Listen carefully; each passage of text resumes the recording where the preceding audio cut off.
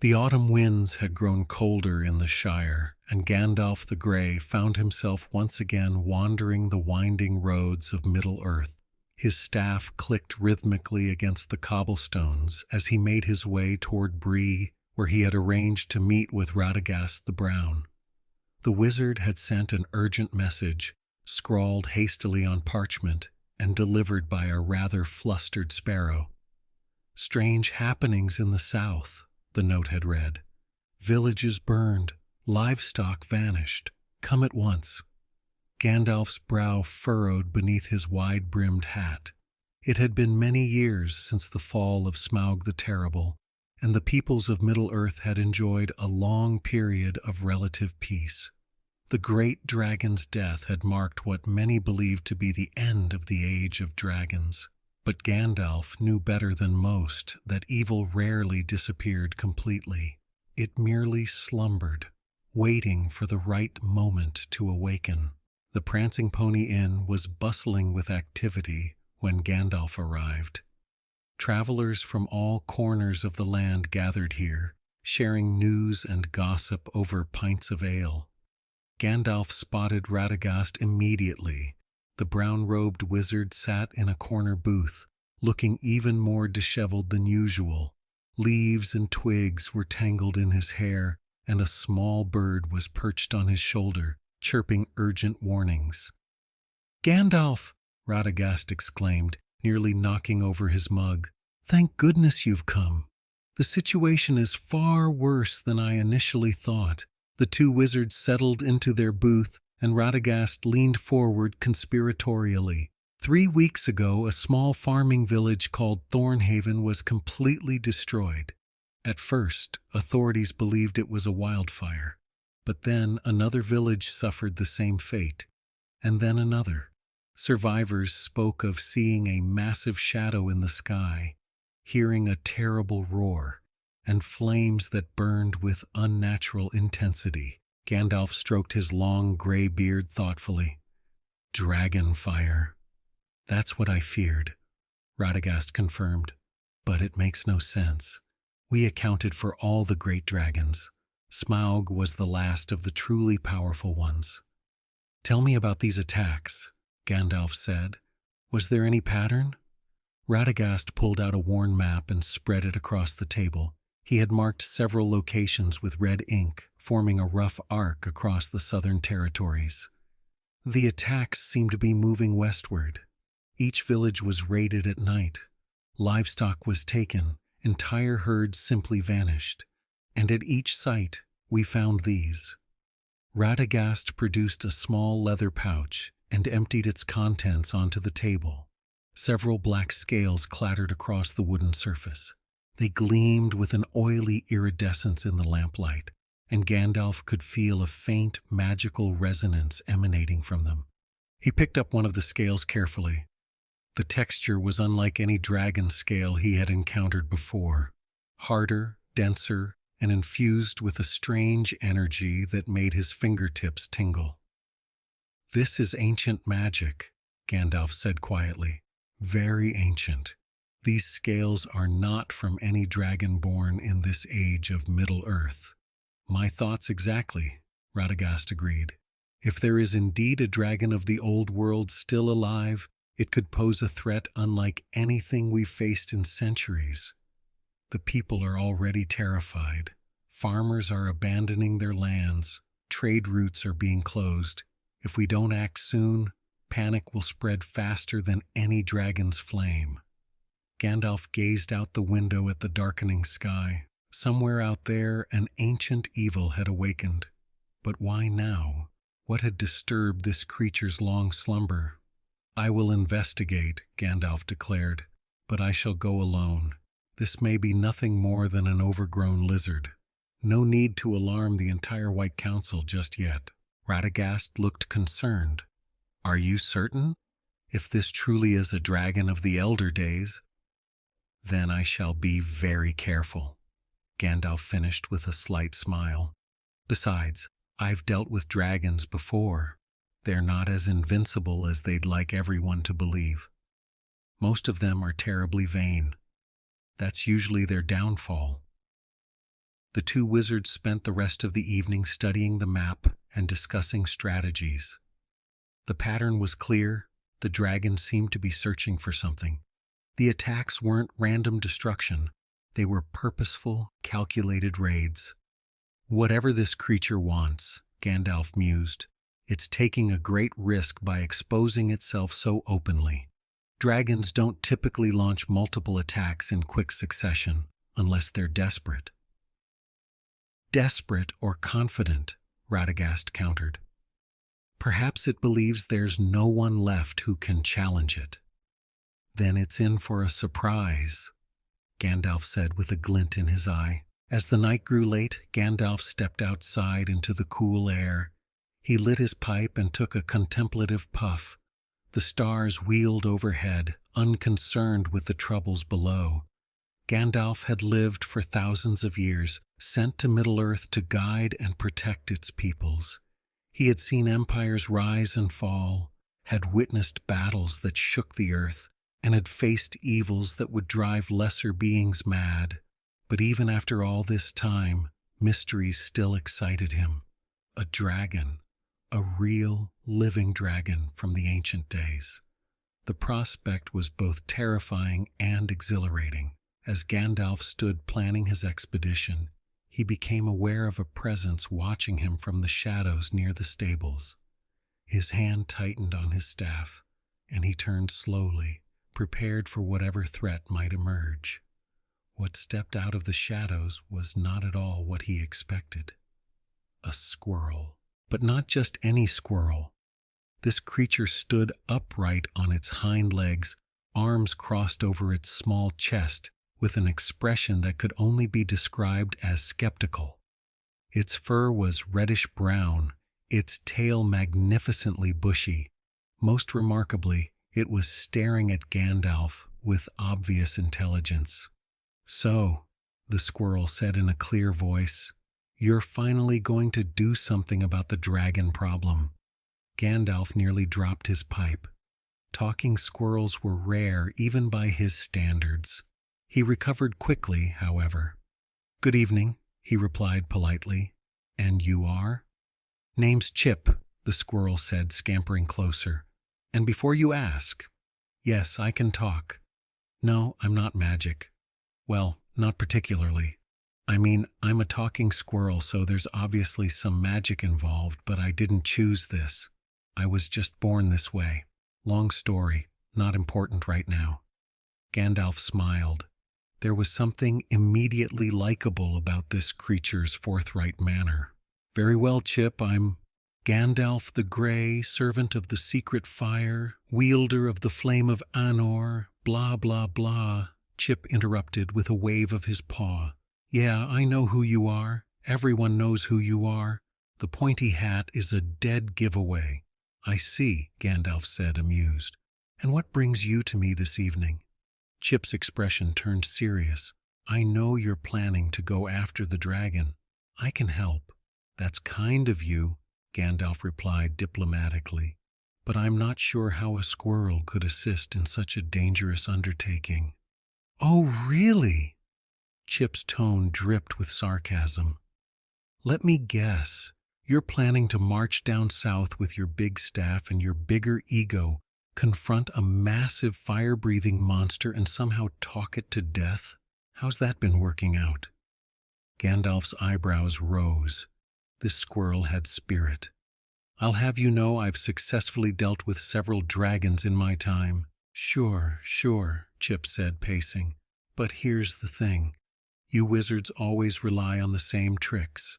Magic, intimidation, maybe calling in some eagles at the last minute. But you know what dragons never expect? A squirrel." "A squirrel," Gandalf repeated flatly. "Exactly. We're small, we're quick, and we're excellent at gathering information. Plus, I've got personal reasons for wanting this dragon dealt with. It destroyed a forest where I had relatives living. Good squirrels, all of them, didn't deserve what happened." There was real pain in Chip's voice now. Gandalf's expression softened. "I'm sorry for your loss," he said gently. Chip nodded. "Thanks. Look, I'm not trying to be a hero. I just want to help make sure this thing doesn't hurt anyone else. And honestly, you look like you could use a friend on this journey. When's the last time you had someone to talk to who actually talked back?" Gandalf chuckled. The squirrel had a point. His life could be quite solitary. "What exactly are you proposing?" he asked. "I come with you," Chip said simply. "I'll scout ahead, gather intelligence, maybe provide some witty commentary to keep things from getting too grim. In exchange, you don't step on me, and we split any treasure 50-50. Dragons don't typically leave treasure lying around after being defeated," Gandalf pointed out. "So we'll slay it," Chip said confidently. "How hard can it be?" Gandalf found himself laughing, a genuine hearty laugh. This absurd little creature had lifted his spirits unexpectedly. Perhaps there was wisdom in accepting unusual companions.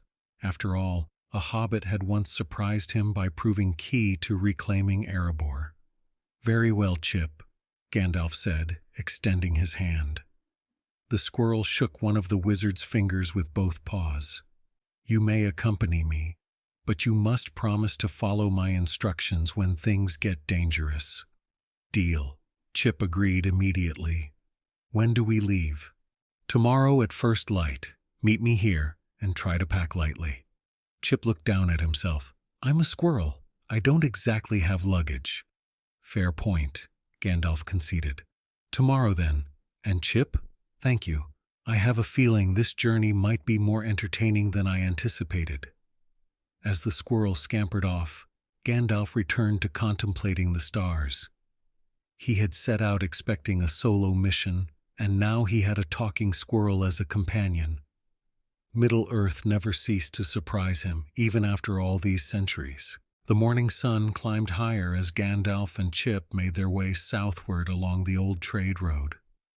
The wizard set a steady pace, his long legs eating up the miles while Chip alternated between riding on his shoulder and scampering down to investigate interesting sights along the roadside.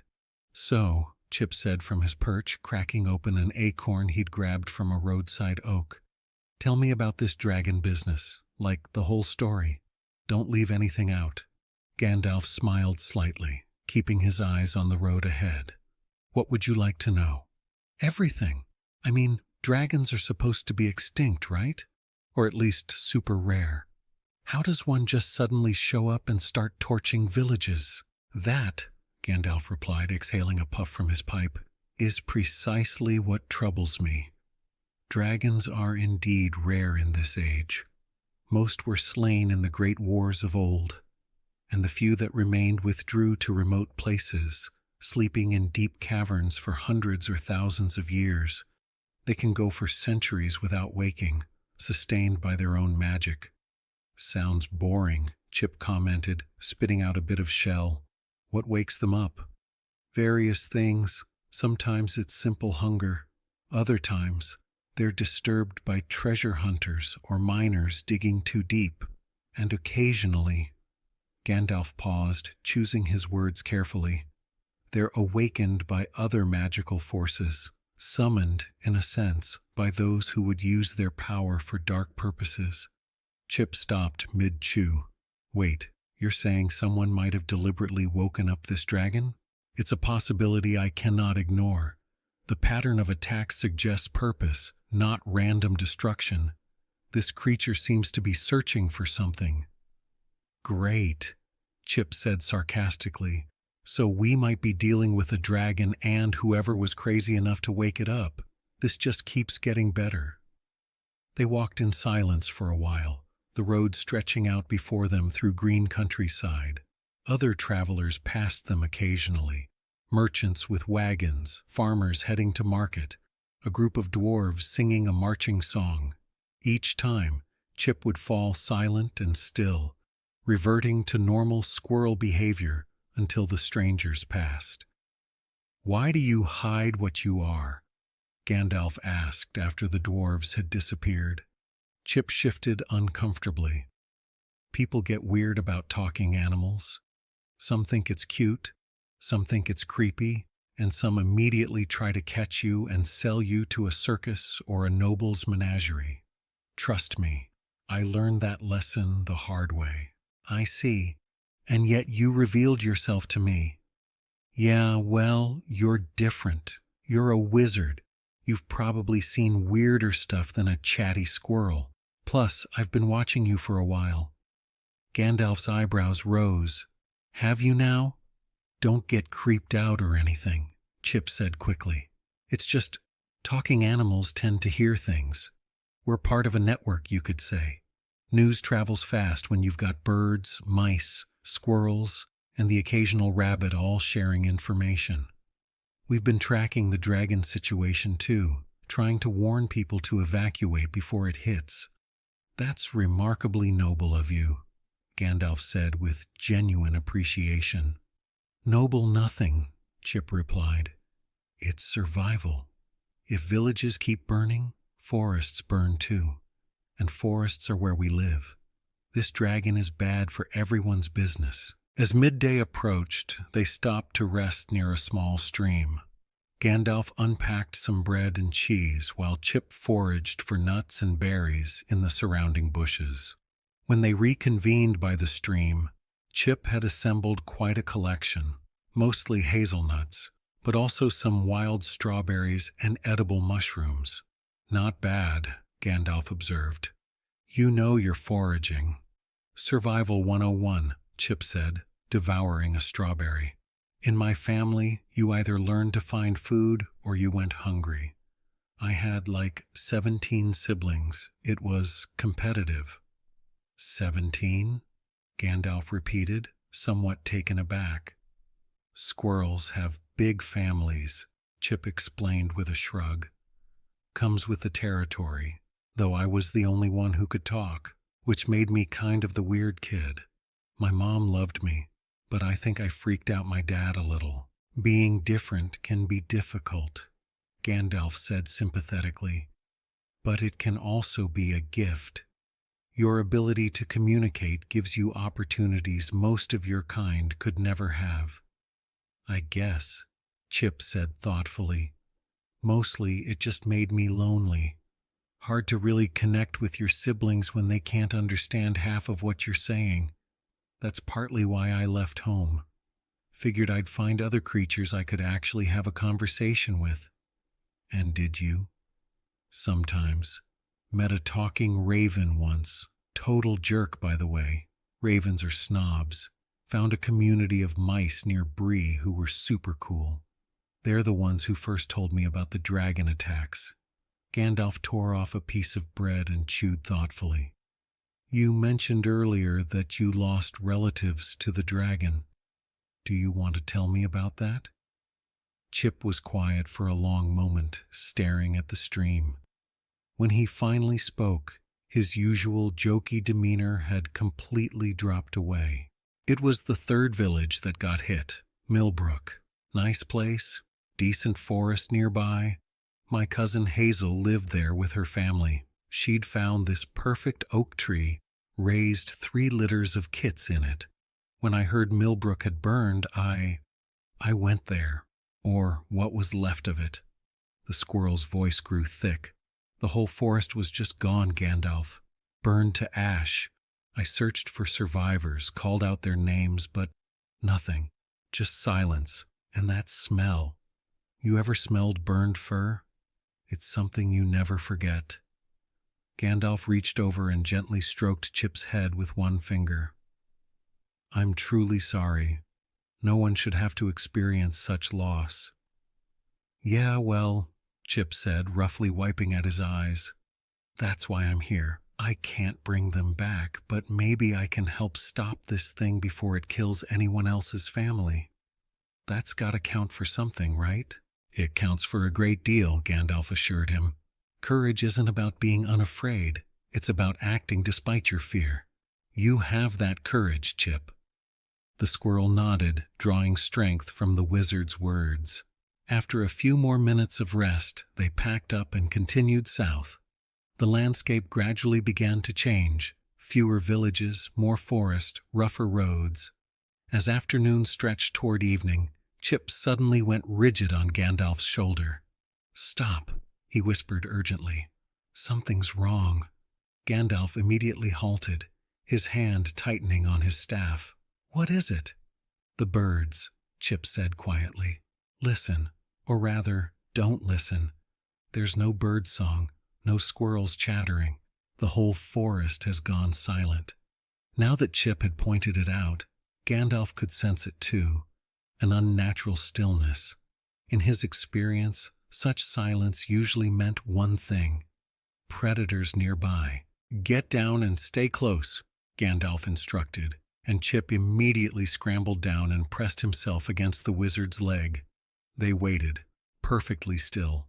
Then Gandalf heard it: heavy footfalls approaching through the trees, accompanied by guttural voices. Orcs. At least a dozen emerged from the forest, blocking the road. They were a savage-looking bunch, armed with crude weapons and wearing patchwork armor. Their leader, a particularly large specimen with a scarred face, stepped forward and grinned, revealing yellowed fangs. "Well, well," the orc growled. "What do we have here? A wandering wizard all alone. These are our lands now. You pay toll or you die." Gandalf straightened to his full height, his robes seeming to shimmer with power. "I am Gandalf the Grey, servant of the secret fire. You will stand aside and let me pass, or you will regret it." The orcs laughed mockingly. Their leader spat on the ground. "Big words from one old man. We've got you outnumbered. Drop the stick and hand over your valuables." Down by Gandalf's feet, Chip was trembling, but not from fear. The squirrel was vibrating with barely contained fury. "Hey, ugly!" Chip suddenly shouted, darting forward. "Yeah, you with the face like a diseased potato. You want valuables? How about I give you something valuable, a piece of advice? Ever tried brushing your teeth? Because your breath probably kills more people than your sword." The orcs stared in shock at the tiny creature insulting them. Their leader's face contorted with rage. Is that a talking rat?" "Squirrel," Chip corrected indignantly. "And here's another piece of free advice. If you're going to ambush people, maybe don't make so much noise crashing through the forest. We heard you coming from a mile away. What are you, amateur orcs? Did you skip Ambush 101? "Chip," Gandalf said warningly, though he couldn't quite keep the amusement from his voice. "No, seriously," Chip continued. "Look at you guys. Your armor doesn't match, your weapons are rusty, and your leader's tactical plan seems to be stand in the road and look stupid. I've seen better organized ant colonies." The orc leader roared and charged forward, swinging his axe at the tiny squirrel. But Chip was already moving, darting between the orc's legs with impossible speed. The axe buried itself in the dirt, and while the creature struggled to pull it free, Chip had scrambled up a nearby tree. Missed me. Now you gotta kiss me," Chip taunted from his branch. "Come on, Tubby.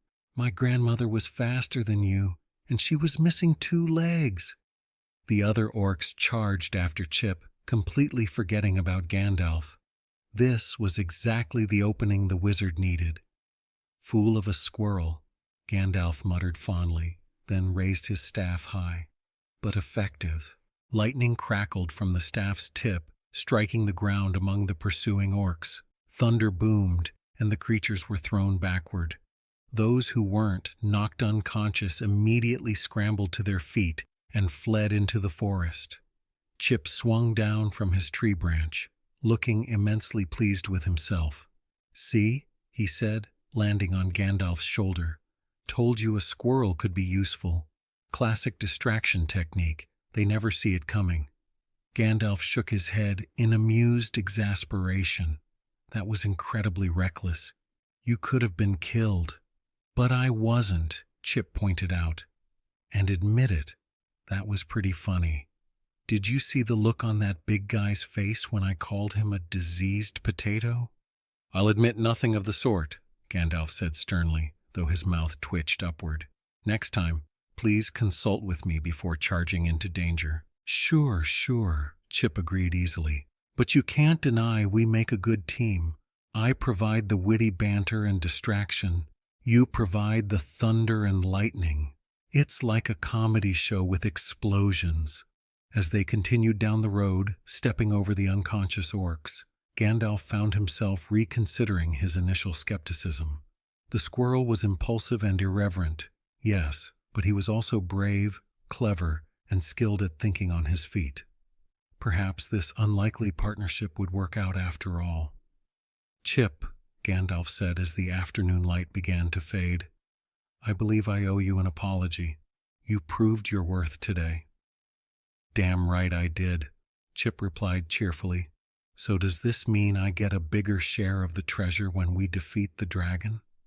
"There is no treasure." "We'll see about that. Every good adventure ends with treasure. It's like a law or something."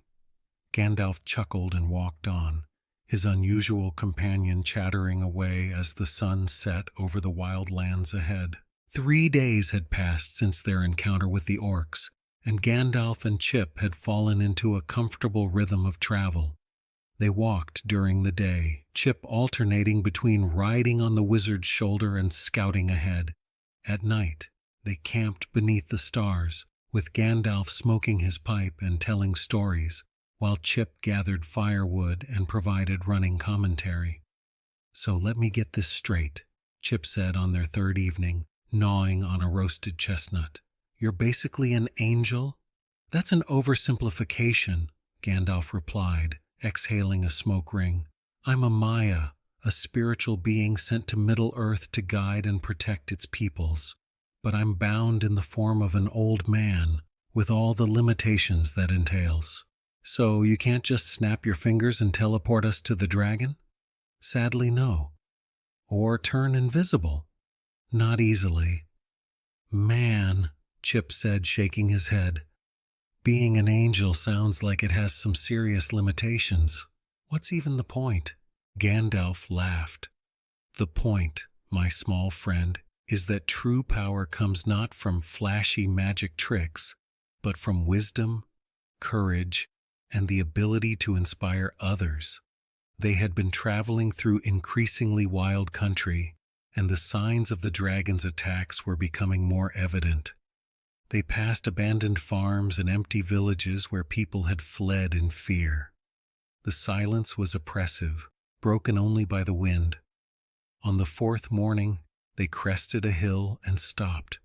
Below them lay the remains of what had once been a prosperous village.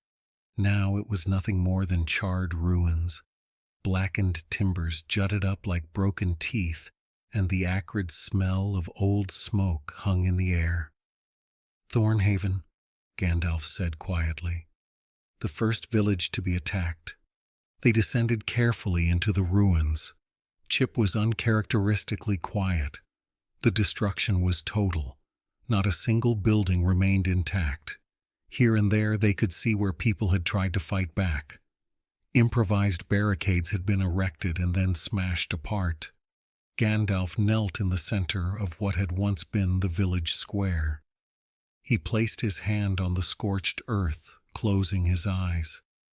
When he opened them again, they glowed faintly. "I can feel it," he murmured. "The echo of dragonfire, but wrong somehow, corrupted." "Corrupted how?" Chip asked nervously. "Pure dragonfire is terrible, but it's natural in its way. This feels tainted with other magic, dark magic." Before Chip could respond, a noise from one of the ruined buildings caught their attention. It was a soft scraping sound, like claws on stone.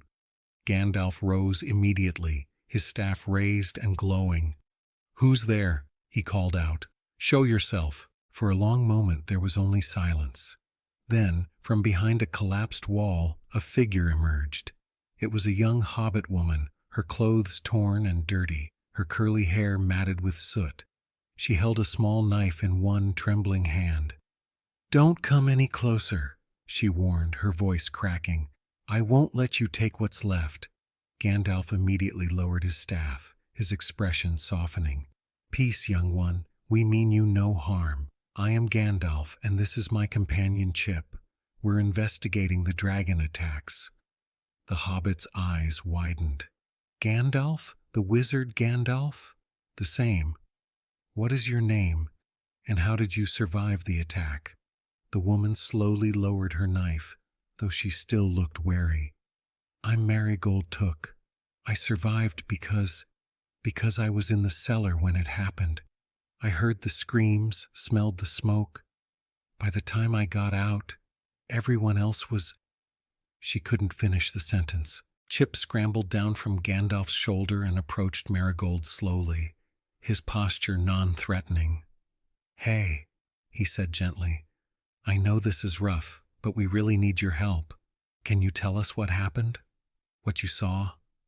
Marigold slid down the wall until she was sitting on the ground. "It came at night," she began, her voice distant. "We heard it before we saw it. This terrible roar that shook the ground, then fire everywhere. The buildings just exploded into flames. People were running, screaming." She wrapped her arms around herself, shaking. "I saw it for just a moment, silhouetted against the flames. It was huge, bigger than any building in the village, black scales that seemed to swallow the light. And its eyes, they glowed red like burning coals." "Did it say anything?" Gandalf asked. "Dragons are often fond of speaking." Marigold nodded slowly. "Yes, it said it was searching, that it would burn every village, every town, until it found what it was looking for."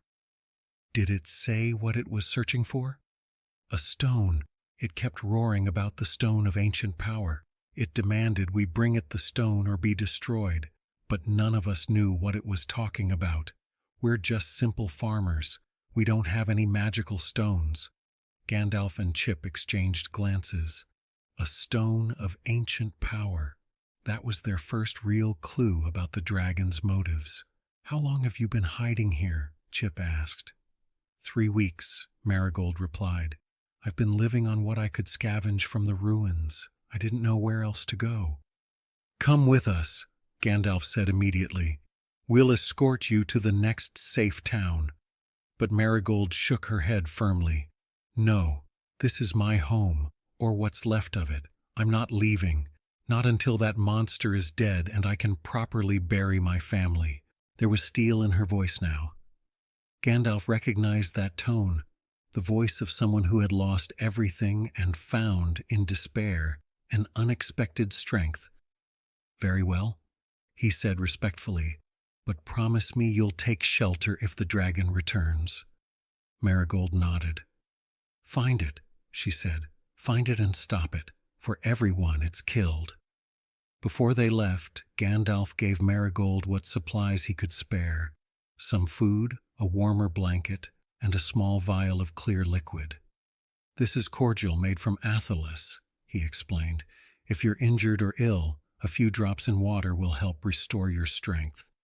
"Thank you," Marigold said, her eyes glistening. "And Gandalf? Kill the bastard for me." As they climbed out of the ruined valley, Chip was unusually quiet. Finally, he spoke. "That was heavy. She lost everything." "Yes," Gandalf agreed somberly.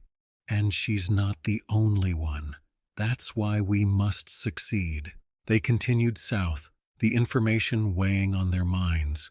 A stone of ancient power. What could it be? And why would a dragon suddenly awaken and begin hunting for it? That afternoon, as they walked along a ridge overlooking a dense forest, Chip suddenly tensed. "Gandalf," he hissed, "we're being followed." The wizard didn't stop walking, but his hand tightened on his staff. "How many? Can't tell for sure, but I keep hearing footsteps that aren't ours. Someone's tracking us." "Let's see if we can smoke them out," Gandalf said. He raised his voice. "I believe we should make camp soon. These woods don't look particularly safe for night travel." "Good idea," Chip replied, catching on. "We can build a nice big fire, really visible." They selected a small clearing and made a show of setting up camp. As darkness fell and the fire burned bright, they finally heard movement in the surrounding trees. "You can come out now," Gandalf called. "We know you're there." For a long moment, nothing happened. Then, one by one, figures emerged from the trees. There were 5 of them, humans, dressed in rough traveling clothes and armed with swords and bows. They didn't look like bandits. They were frightened, their weapons held defensively. Their leader, a middle-aged man with a graying beard, stepped forward with his hands raised. "Please," he said quickly, "we don't mean any harm. We've been following you since you left Thornhaven. We need to talk." Gandalf studied the man carefully before nodding. "Very well, but keep your weapons sheathed and approach slowly." The group complied, moving into the firelight. They looked exhausted and scared, refugees fleeing the dragon's attacks. "Who are you?" Gandalf asked. "My name is Thomas," the leader replied. "These are my companions. What's left of them? We're from Millbrook, the 3rd village that was attacked." Chip stiffened at the name. "Millbrook? That's where my cousin—" "I'm sorry," Thomas said, noticing the squirrel's reaction. "If you had family there, then I'm sorry. It was a massacre." "Why have you been following us?" Gandalf asked. Thomas exchanged glances with his companions. "We overheard you talking to Marigold. You're hunting the dragon. We want to help." "Help?" Chip said skeptically. "What are you going to do against a dragon?" "We were farmers," Thomas said, his jaw tightening. "Now we're people with nothing left to lose. That thing killed our families, destroyed our homes. If there's any chance to strike back, we want to take it." Gandalf sat down by the fire. "I understand your anger, but fighting a dragon is not like fighting orcs. Dragonfire will kill you before you get within sword's reach. Its scales are harder than the finest armor." "Then train us," Thomas pleaded, "or at least let us come with you. We can carry supplies, scout ahead, do whatever you need. Just don't ask us to turn back and do nothing." The other refugees nodded. One of them, a younger woman with burn scars on her arms, spoke up. "My daughter was 6 years old," she said quietly. "She loved to sing. The dragon burned her alive while I watched, helpless. I can't fight it alone, but if I can do anything to help bring it down, then my daughter's death won't be meaningless." The clearing fell silent except for the crackling fire. Gandalf looked at each face, seeing the desperate need for purpose, for revenge, for justice. "Very well," he said finally. "But if you come with us, you must accept that I am in command. When I give an order, you follow it without question. Hesitation can mean death, for all of us." Hope sparked in Thomas's eyes. "We accept. Whatever you say goes." "All right then," Chip said, trying to lighten the mood. "Welcome to Team Dragon Slayers. The wizard's in charge, I'm the comic relief, and you guys are the muscle." Despite everything, a few refugees actually smiled. As the night deepened, Gandalf pulled Chip aside. "This complicates things," the wizard murmured. "No kidding," Chip agreed. "We went from 2 to 7. I'm responsible for them now, if they die under my command." "Hey," Chip said, putting a paw on Gandalf's hand. "They made their choice, and maybe having extra pairs of eyes won't be so bad." Gandalf nodded slowly. "Perhaps you're right." As they settled down for the night, unseen eyes watched from the darkness beyond their camp. Plans were being made, pieces moving across a board that spanned all of Middle-earth. The game was just beginning. The next morning dawned gray and overcast, with a chill mist rolling through the trees. Gandalf woke before the others and spent several minutes in quiet contemplation, smoking his pipe. Chip emerged from a hollow log where he'd been sleeping, yawning widely. "Morning, sunshine," the squirrel said cheerfully. "What's for breakfast?" We'll forage as we travel, Gandalf replied. But first, I want to assess our new companion's abilities. When the refugees stirred awake, Gandalf gathered them in the clearing. Thomas and his 4 companions, the scarred woman named Elara, 2 younger men named Finn and Marcus, and an older woman named Dorothy who claimed healing knowledge, stood before him. Before we go further, I need to understand what skills you bring, Gandalf said. Thomas, do you have combat experience? Some, Thomas admitted. I served in the militia when I was younger, defending against orc raids. Nothing fancy, but I know how to use a sword. Good. Elara? The scarred woman straightened. I was a hunter. I'm decent with a bow. Excellent. Finn? Marcus? The 2 younger men looked at each other nervously. We're brothers, Finn explained. We worked as woodcutters. We're strong, but we've never been in a real fight. Honest answer, Gandalf said approvingly. Dorothy? The older woman smiled. I was the village herbalist. I know plants, which ones heal, which ones harm. I can treat wounds and illnesses. Very useful, Gandalf said. Now ground rules. First, we move as a group. No one wanders off alone. Second, when we're in dangerous territory, absolute silence unless I say otherwise. Third, if I tell you to run, you run. No heroics. Understood? Everyone nodded. They broke camp and continued southward. The landscape was changing dramatically.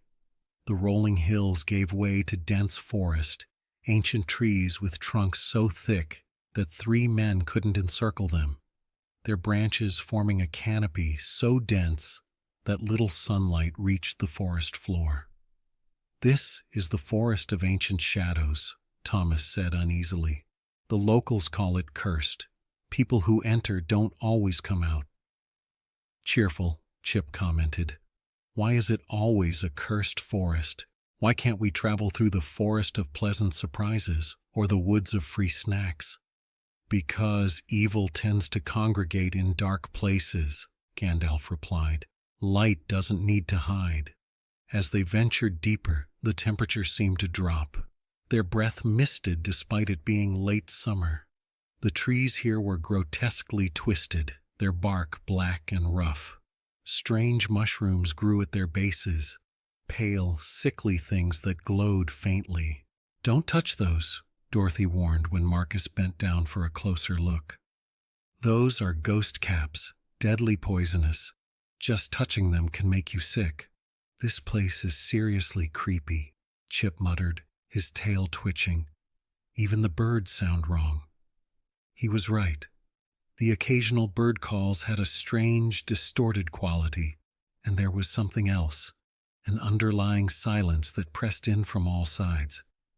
Stay alert, Gandalf instructed, his staff beginning to emit a soft white glow. This forest has been touched by dark magic. We're not alone here. They proceeded carefully, with Elara and Thomas flanking the group. After several hours of tense travel, they came to a small stream. The water was surprisingly clear and cold. How much further until we're through this forest? Elara asked nervously. At our current pace, we should reach the southern edge by nightfall, Gandalf replied. Assuming nothing delays us. You just had to say it, Chip groaned. That's basically inviting something terrible to happen. As if on cue, a terrible shriek echoed through the forest. It was a sound like nothing any of them had heard before. Part bird, part woman's scream, part something inhuman. What was that? Marcus whispered, his face pale. Gandalf rose slowly, his expression grim. Everyone, move away from the stream, quickly and quietly. They scrambled back just as something burst from the trees across the stream. It was a creature out of nightmare, a twisted amalgamation of bird and human, with a woman's torso and face but massive black wings and talons like daggers. Her hair was wild and matted, her eyes glowed with madness, and her teeth were filed to points. A harpy, Gandalf said quietly. and where there's one, 3 more emerged from the shadows, circling above with powerful wing beats. Their shrieks filled the air, disorienting and terrifying. "Do not look directly into their eyes," Gandalf commanded. "They can entrance you." But it was too late for Finn. The young woodcutter had frozen, staring up at one of the circling harpies with a glazed expression. The creature laughed, a horrible cackling sound, and dove toward him. "Finn!" Marcus shouted, but his brother didn't move. Chip reacted instantly. The squirrel launched himself from Gandalf's shoulder, landing directly in Finn's face and slapping him repeatedly. "Snap out of it, you idiot!" Chip yelled. "Stop staring at the creepy bird lady!" The shock broke the enchantment, and Finn stumbled backward just as the harpy's talons swiped through the air where his head had been. Alara's bow sang, and an arrow caught the creature in the wing, sending it tumbling to the ground. Gandalf raised his staff high. "Get behind me, all of you!" The remaining 3 harpies dove as one. But Gandalf was ready. His staff blazed with brilliant white light, and a shockwave of pure force exploded outward. The harpies were blown backward, shrieking in pain. "Run!" Gandalf commanded. "Into the forest, away from the stream! Go!" They didn't need to be told twice. The group crashed through the underbrush, branches whipping at their faces. Behind them, they could hear the harpies recovering, their shrieks growing closer. "This way!" Thomas shouted, spotting what looked like a game trail. They plunged down the trail, running headlong through the gloom. Chip had taken up position on Marcus's shoulder. "Left! Go left!" Chip directed. "There's a ravine ahead on the right." They veered left, and seconds later heard a harpy crash into something in the darkness. Its screech of fury was music to their ears. "We need shelter," Gandalf panted. "Somewhere defensible." "There!" Dorothy pointed ahead. Through the trees they could see ruins, ancient stone walls covered in moss and vines. They sprinted for the ruins, the harpies' cries growing closer. The structure was some kind of old tower, mostly collapsed, but with enough walls remaining to provide cover. They tumbled through a gap and immediately began piling rocks and branches across the opening. The harpies arrived moments later, shrieking and clawing at the barricade. But the opening was too small for them to enter, and when they tried to land, Alara and Thomas drove them back with arrows and sword thrusts. After several minutes of furious assault, the creatures finally withdrew, their cries fading into the distance. The group collapsed against the walls, gasping for breath. Finn was shaking, his face buried in his hands. "I'm sorry," he said. "I nearly got everyone killed." "Hey," Chip said, climbing onto the young man's shoulder. "You didn't know. Those things are designed to mess with your head. Plus, you've got a squirrel willing to slap some sense into you, so you're covered." Despite the tension, a few people chuckled. Finn managed a weak smile. "Thank you," he said to Chip. "You saved my life." "What can I say? I'm a hero," Chip replied, puffing out his chest. "It's what I do." Gandalf was examining the ruins with interest. The stones were carved with ancient symbols, writing from a language that predated most kingdoms. "This place is very old," he murmured. "These are elvish runes, but from before even the founding of Rivendell. Is it safe to stay here?" Alara asked nervously.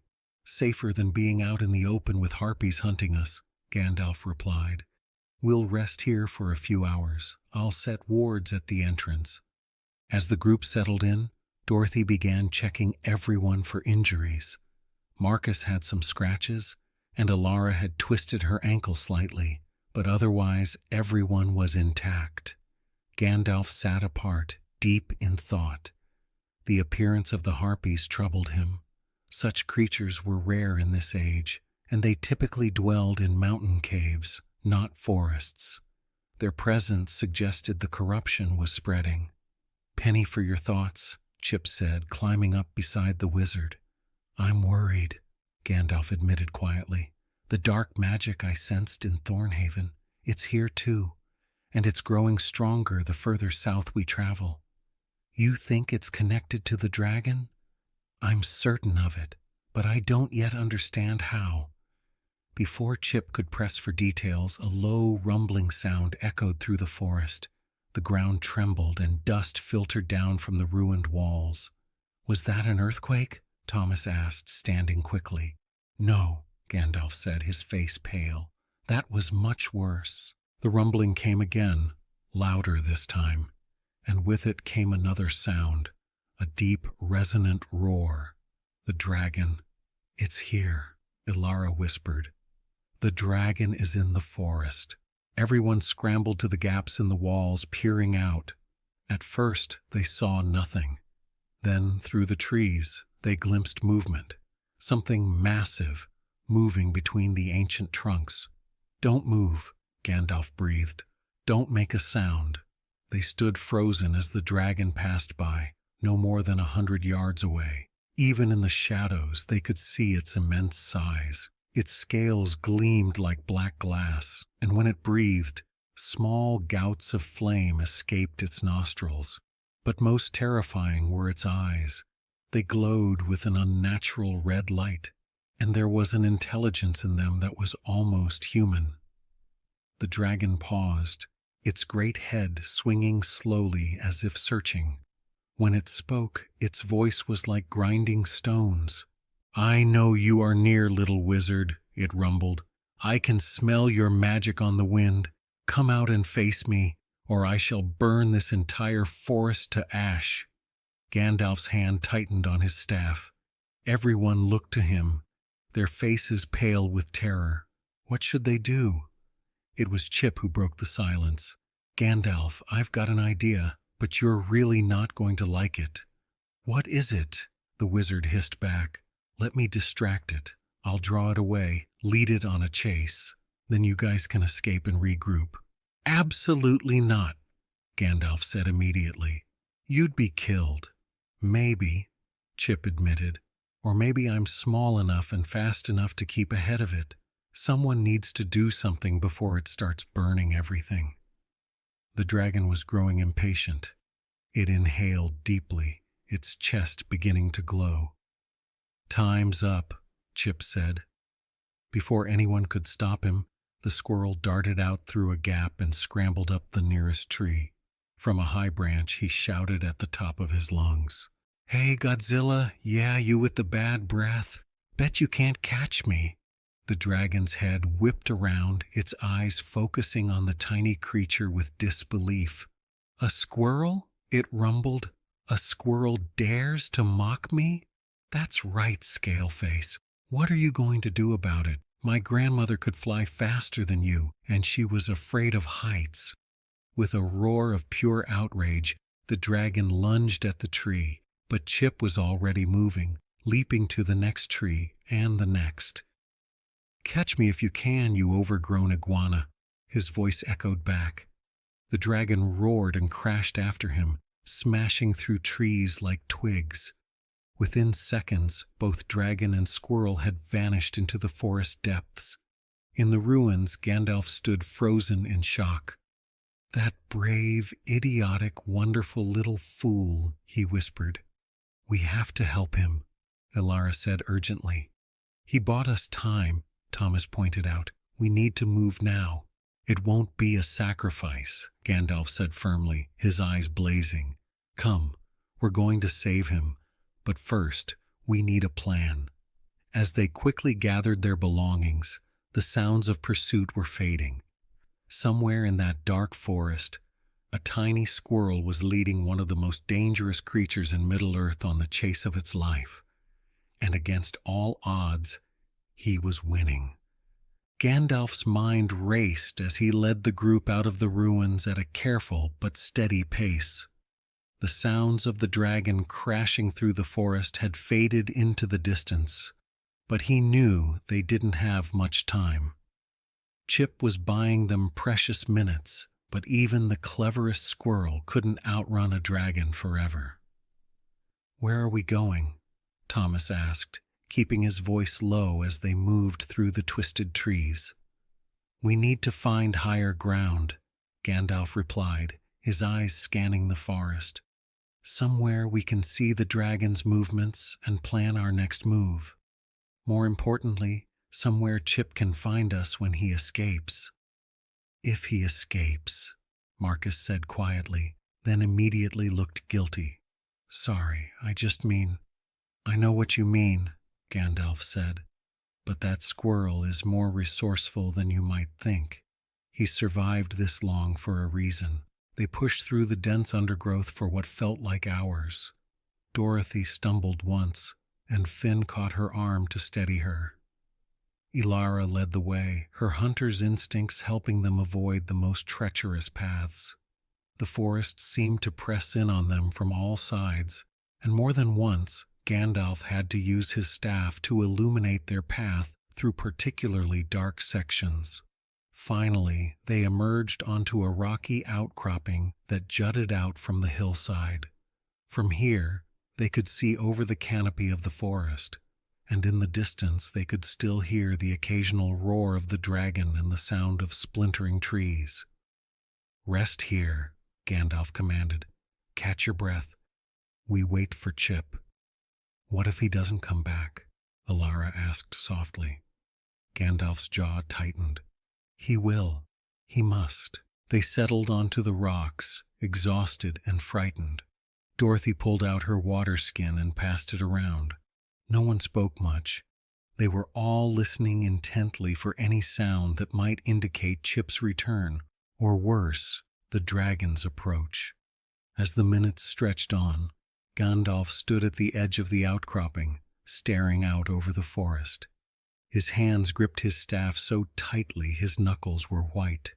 He had grown fond of that ridiculous little squirrel in their short time together, more than he had expected. The thought of losing him to his own brave foolishness made Gandalf's heart ache.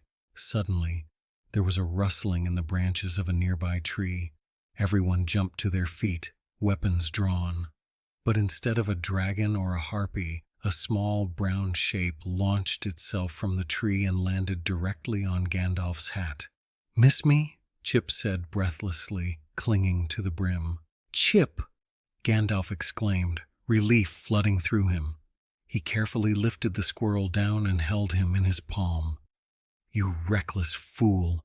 Are you hurt?"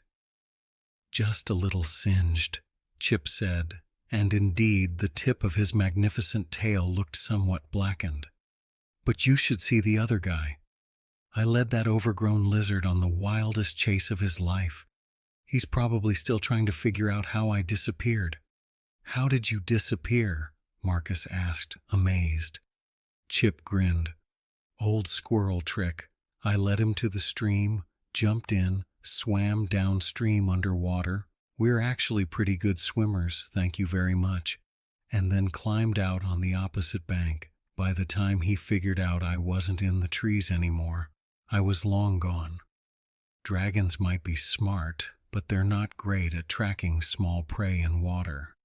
Gandalf carefully examined the squirrel, checking for injuries beyond the singed tail. "You took a terrible risk." "Yeah, well, somebody had to," Chip said. "Besides, I learned something important. That dragon?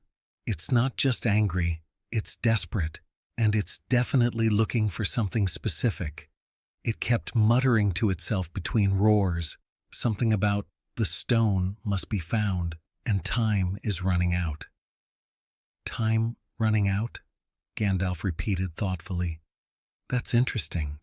Why would a dragon of the ancient world be concerned about time?" "Maybe someone's putting pressure on it," Thomas suggested. "You said it might have been awakened by dark magic. What if whoever woke it up is controlling it somehow?"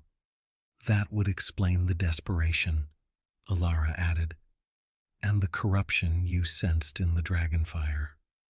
Gandalf nodded slowly. "This is making more sense now, though I don't like the picture that's forming. If someone is indeed controlling this dragon, forcing it to search for this stone of ancient power, then we're dealing with two threats instead of one. A small chirping sound interrupted the conversation. Everyone looked around in confusion until they spotted the source, a tiny field mouse sitting on a rock near Dorothy's feet. The mouse was looking directly at Chip and chittering urgently. "Oh, hey, Squeaker," Chip said, hopping down from Gandalf's hand. "What's up?" The mouse chittered again, making a series of high-pitched sounds that meant nothing to the humans, but apparently made perfect sense to Chip. "Really? How many?" Chip asked. More chittering. "And they saw what? Oh, that's not good." "What's happening?" Gandalf asked. Chip turned to face the group. "Remember when I told you about the animal network?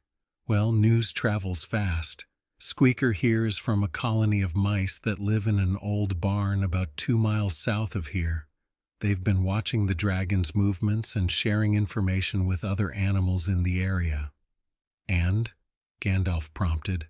"And they've seen something else," Chip said, his expression serious. "There are people in the forest, robed figures, moving in groups, setting up camps. They arrived about a week ago, right before the dragon started making regular patrols through this area." "Robed figures," Gandalf repeated, his face darkening. "Cultists, perhaps, or servants of a dark power." Squeaker chittered again urgently, and Chip nodded. "Squeaker says the mice can lead us to where these people are camped, but we'd have to move quickly and quietly. The dragon makes regular sweeps through this part of the forest." Gandalf looked at his companions. They were tired and frightened, but there was also determination in their eyes. They had come this far. They weren't about to turn back now. "How far is this camp?" he asked Chip. "About 3 miles northeast, near a cave system, according to Squeaker." "A cave system," Gandalf mused. "That could be where the dragon is laired. Thomas, what do you think? Are your people up for this?" Thomas looked at Alara, Finn, Marcus, and Dorothy. Each of them nodded in turn. "We're with you, Gandalf, whatever it takes." "Very well," Gandalf said. He bent down to address the mouse directly. "Squeaker, is it? We would be honored if you and your friends would guide us, but please, keep a safe distance. I don't want any mice getting hurt on our account." Squeaker chittered what sounded like an affirmative response and scurried off into the underbrush. "He says to follow the marked trees," Chip translated.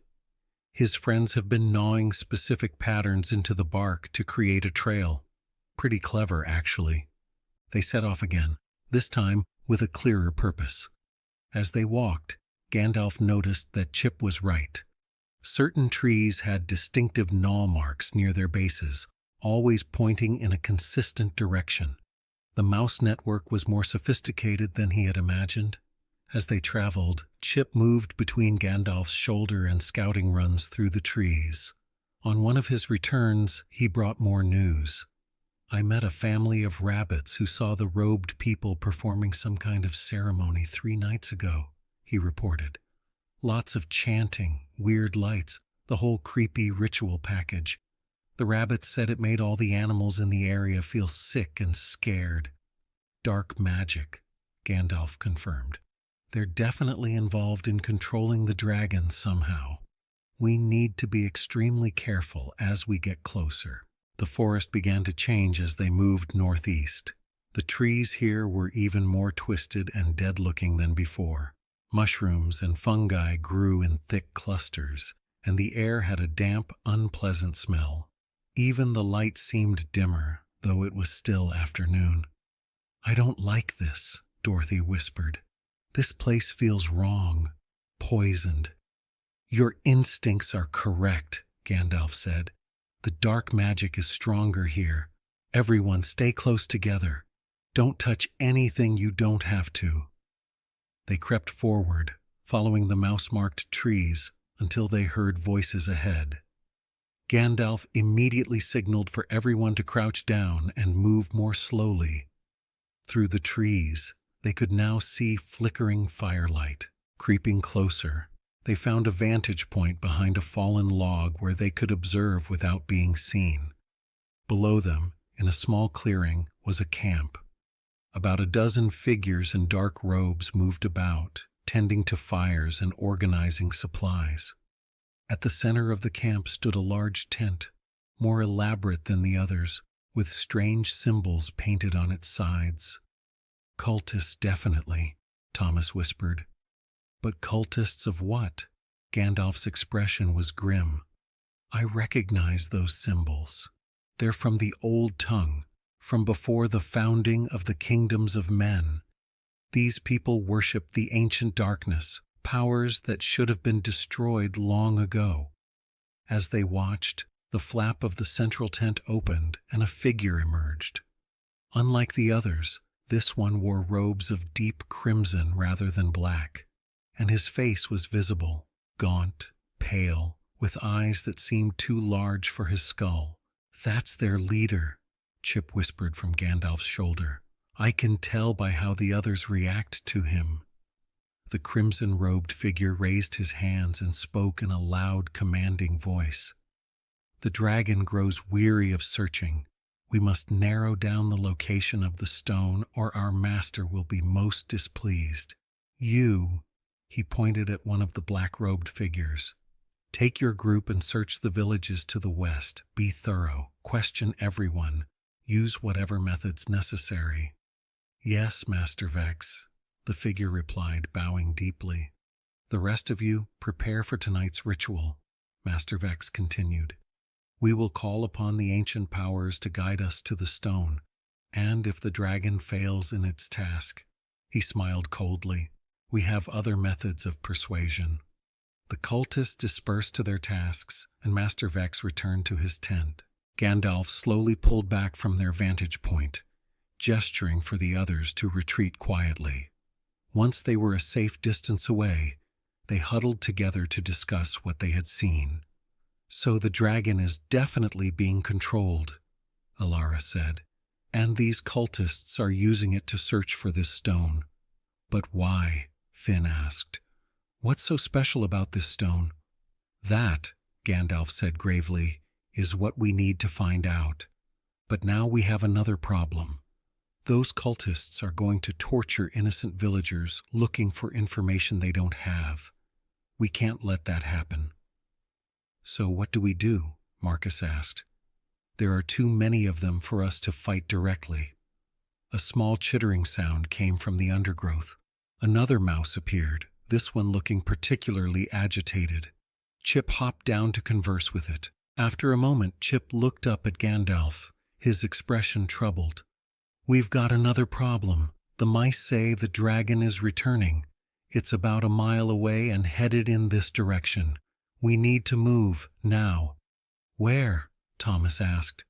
"If the dragon is coming this way and the cultists are in that direction—" "The cave system," Gandalf decided.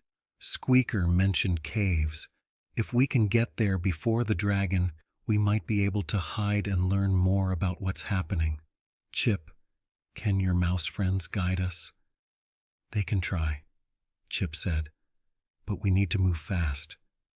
They set off at a quick pace, following the urgent chittering of mice that appeared and disappeared like small brown ghosts in the underbrush. Behind them, they could hear the sound of the dragon growing closer, the heavy thud of its footfalls, the crack of breaking trees. "There," Dorothy pointed ahead.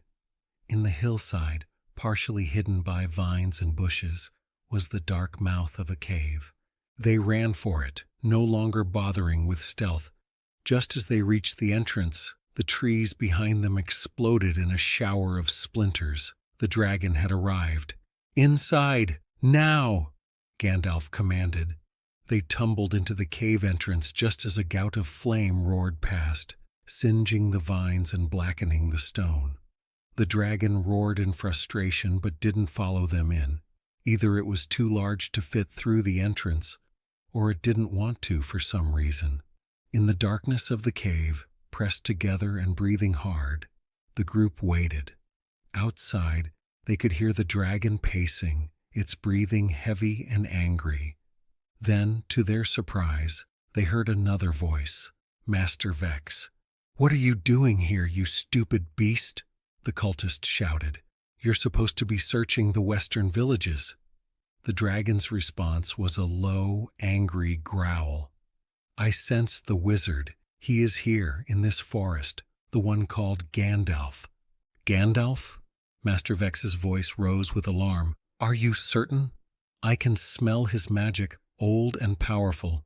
He interferes with our search." There was a pause. When Master Vex spoke again, his voice was calculating. This could be a problem, or perhaps an opportunity. If we could capture the wizard, our master would be most pleased. He has old grudges against the servants of the Valar. "I care nothing for your master's grudges," the dragon rumbled. "I only want to find the stone so I can be free of this cursed bond you've placed on me." "You will be free when our master decrees it," Vex snapped. "Now continue your search. I will send scouts to track the wizard. He cannot hide from us forever." The dragon growled again, but apparently complied, because they heard its heavy footfalls moving away. Master Vex's voice could be heard calling for his followers, and then those sounds too faded into the distance. In the cave, Gandalf finally allowed himself to breathe normally. "Well," he said quietly, "at least now we know the dragon is also a prisoner of sorts. That changes things." "Does it?" Thomas asked. "It's still trying to kill us." "Yes, but now we know it might be reasoned with," Gandalf replied. "If we could break the bond that controls it, we might turn it from an enemy into an ally." "That's a big if," Chip pointed out. "And in the meantime, we've got a camp full of cultists who now know you're here and are actively looking for you." "One problem at a time," Gandalf said. He conjured a small light from his staff, illuminating the cave. "For now, let's see where this tunnel leads. And everyone, thank our mouse friends. Without them, we'd probably be dragon food right now." Several mice appeared in the light, chittering proudly. Chip translated their pleased responses, and even Dorothy managed to smile at the brave little creatures. As they ventured deeper into the cave system, guided by mice and Gandalf's light, none of them noticed the small, glowing stone set into the wall, a stone that pulsed faintly with an ancient power, hidden here for thousands of years, waiting to be found. The stone they were all searching for was closer than any of them realized. The cave tunnel wound deeper into the hillside, the air growing cooler and damper as they descended. Gandalf's staff provided the only light, casting long shadows that danced on the rough stone walls. The mice led the way with confidence, their tiny forms darting ahead and then waiting for the slower-moving humans to catch up. "How deep do these caves go?" Alara asked, her voice echoing slightly in the confined space. "The mice aren't sure," Chip translated after a series of chittering exchanges. "They've explored some of it, but there are sections that even they won't enter. They say it feels wrong down there." "More dark magic?" Marcus asked nervously. "Possibly," Gandalf replied. "Or something older. These mountains are ancient. There's no telling what might be hidden in their depths." They had been walking for about 20 minutes when the tunnel opened up into a larger cavern. Gandalf raised his staff higher, and the light revealed a breathtaking sight. The ceiling soared high above them, covered in gleaming mineral formations. A small underground stream ran through the center of the cavern, its water crystal clear and cold. "It's beautiful," Dorothy breathed. "And defensible," Thomas added, his tactical mind always working. "Only one way in or out, as far as I can see. We could make camp here, rest properly." Gandalf nodded slowly. "A short rest wouldn't be amiss. We've been running for hours, but we'll need to post a watch. Those cultists won't give up easily." They set about making a simple camp. There was no question of building a fire. The smoke would be too dangerous. but Dorothy had some dried rations in her pack that they shared out. The mice disappeared briefly and returned with what Chip described as the good nuts, which they presented to the group as a gift.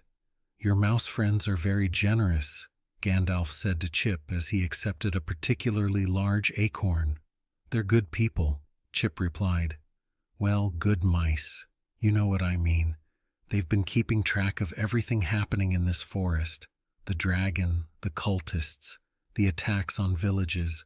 They're scared, but they're brave. Kind of reminds me of someone else I know."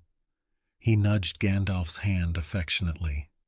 As the group rested, Gandalf noticed that Finn had been unusually quiet since their encounter with the harpies. The young man sat apart from the others, staring at the stream but not really seeing it. "Finn," Gandalf said gently, sitting down beside him. "Are you all right?" Finn was silent for a moment before answering. "I froze today. When that harpy looked at me, I just froze. If Chip hadn't snapped me out of it, I'd be dead. Everyone could have been killed because of me." "But you weren't killed," Gandalf pointed out, "and neither was anyone else.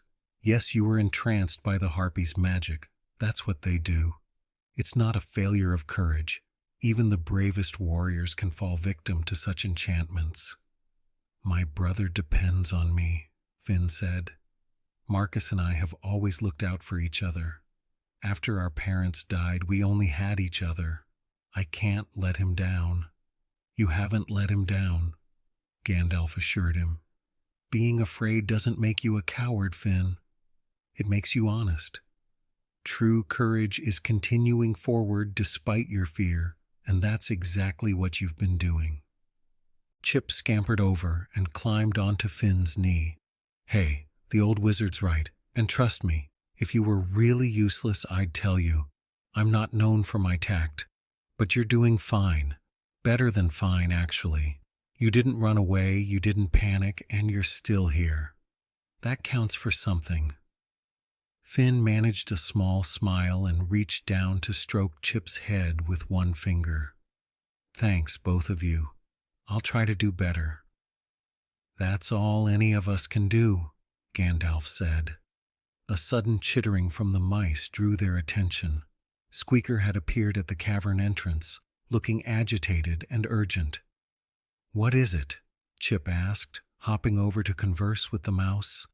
The chittering grew more intense, and Chip's expression became serious. "Oh no, guys, we've got a problem." "What kind of problem?" Thomas asked, immediately alert. "The cultists have started their search.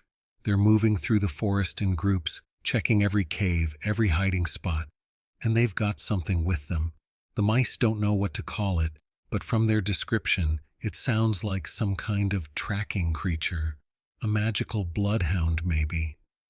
"Can they track us in here?" Alara asked. Gandalf frowned. "Possibly.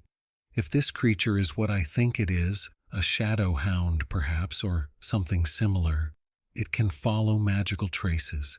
And I've been using my staff quite liberally. So what do we do?" Marcus asked. "We can't exactly stop using magic. We need the light, at least." "We go deeper," Gandalf decided.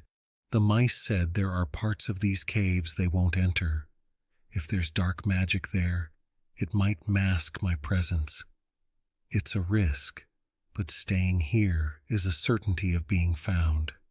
"What about the mice?" Dorothy asked.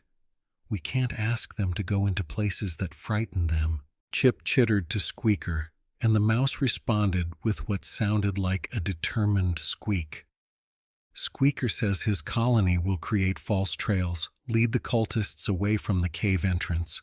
But he and a few others will come with us as far as they dare. These mice have more guts than most humans I've met." They quickly gathered their minimal belongings and prepared to move deeper into the cave system. The mice led them to a smaller tunnel at the back of the cavern, one that sloped sharply downward. As they entered it, even Gandalf had to duck his head. The descent was treacherous. The floor was uneven and slippery with moisture, and more than once someone stumbled. Marcus twisted his ankle slightly, and Dorothy had to wrap it with cloth torn from her skirt. But they pressed on, driven by the knowledge that pursuit was coming. After what felt like an hour of careful climbing down, they emerged into another cavern. This one was different from the first. The air here felt heavy, oppressive. The walls were smooth, almost artificially so, and there were markings carved into the stone, symbols that made Gandalf's expression grow grim. "These are old," he murmured, running his fingers over one of the carvings. "Very old, from the first age, perhaps even before." "What do they say?" Alara asked. "They're a warning," Gandalf replied. "They speak of something sealed here, something dangerous that should not be disturbed." "That's comforting," Chip said sarcastically. "So we're hiding from cultists and a dragon by going into a place with ancient warning signs. This is definitely going in my list of top 10 worst decisions." Despite the tension, a few people smiled at that. The mice were clearly uncomfortable here. They stayed close together, their chittering taking on an anxious tone. Squeaker kept looking back the way they'd come, as if hoping they would change their minds and return. "It's okay, guys," Chip said soothingly. "You've done more than enough. You should head back, get to safety." But the mice refused to leave, despite their obvious fear. Their loyalty was remarkable. They moved through the cavern carefully, Gandalf's staff light reduced to barely a glow to avoid attracting attention. As they walked, Thomas suddenly held up his hand for silence. "Listen," he whispered. They all froze. From somewhere ahead they could hear a sound, a low, rhythmic pulsing, like a heartbeat but much slower and deeper. "What is that?" Finn whispered. "I don't know," Gandalf admitted, "but we should investigate carefully. Stay behind me." They crept forward, following the sound. The tunnel opened into yet another chamber, and what they saw there made them all stop in shock. The center of the chamber was dominated by a massive stone pillar, easily 20 feet tall. Set into the pillar at about head height was a stone, a crystal really, that pulsed with an eerie blue-green light. The light pulsed in rhythm with the heartbeat sound they'd been hearing. "Is that," Alara began. "The stone of ancient power," Gandalf finished, his voice filled with awe and concern. "It must be, but this is unexpected, if it's been here all along, hidden in these caves. Then the dragon and the cultists have been searching in the wrong places," Thomas concluded. Chip scampered forward for a closer look. "It's pretty," he said, "in a creepy, possibly going to kill us all kind of way. What does it do?" "I'm not certain," Gandalf said, approaching the pillar cautiously. "But stones of power from the First Age were often repositories of tremendous magical energy. Some could heal, some could destroy, and some could do both. This one..." He studied the carved symbols around the pillar. This one was apparently hidden here deliberately, sealed away. "So should we just leave it here?" Marcus asked. "I mean, if it's sealed away for a reason." "The problem," Gandalf said, "is that the dragon and the cultists are now actively searching for it. Even if we leave it here, they'll eventually find it. These caves are an obvious place to look once they've exhausted the villages." "So we take it with us," Alara suggested. "And go where?" Dorothy asked. "We're being hunted by a dragon, tracked by cultists, and we're currently hiding in a cursed cave system. Not exactly the ideal conditions for safeguarding a powerful magical artifact." It was a fair point, and the group fell silent, contemplating their limited options. Suddenly, the mice began chittering frantically. Squeaker ran in circles, clearly distressed.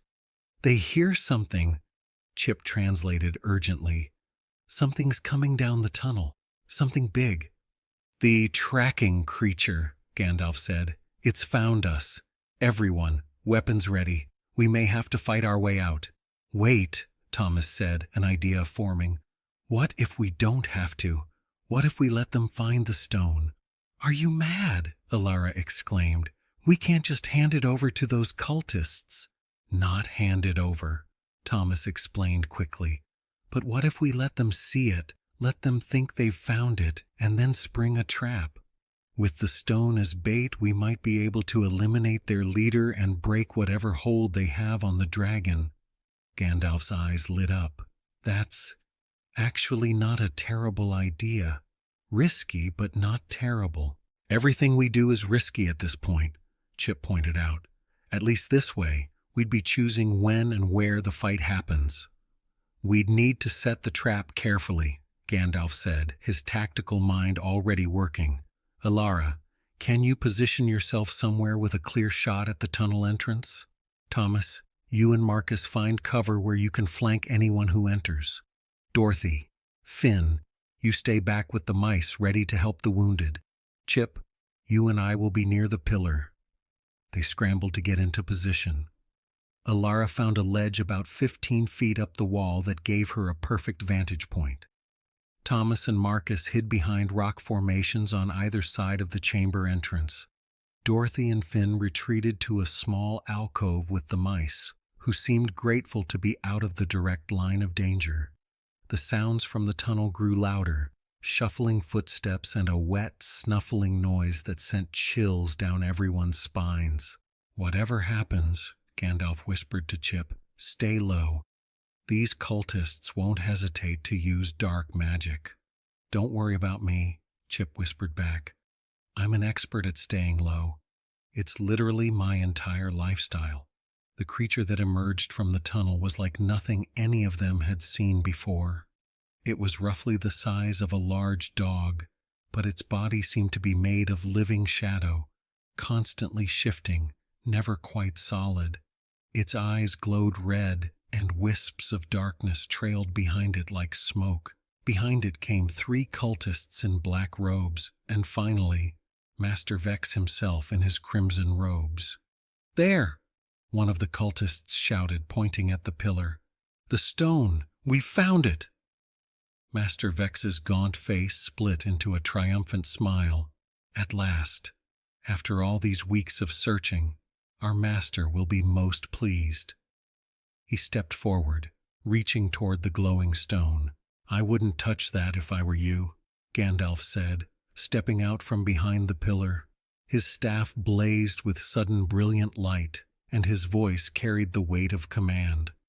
"That stone was sealed here for a reason."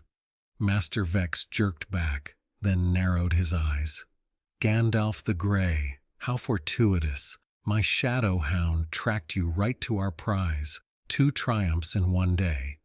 "You'll find I'm not so easily caught," Gandalf replied. "We'll see about that," Vex said. He gestured, and the shadow hound lunged forward with a snarling growl. "Now!" Thomas shouted. Everything happened at once. Alara's bow sang, and an arrow struck one of the cultists in the shoulder. Thomas and Marcus rushed from their hiding spots, swords drawn. Gandalf's staff blazed brighter, and a bolt of force struck the shadow hound, causing it to yelp and dissolve into wisps of darkness. But Master Vex was faster than he looked. His hands moved in complex patterns, and shadows erupted from the ground, forming a barrier between him and his attackers. "Fools," he shouted. "You cannot stop what is already in motion. The dragon will find this cave drawn by the stone's power. It can sense it now, and when it arrives, you will all burn." As if summoned by his words, a tremendous roar echoed through the cave system. The ground shook, and dust rained down from the ceiling. The dragon had found them. The roar of the dragon echoed through the cave system again, closer this time. The walls trembled and small rocks clattered down from the ceiling.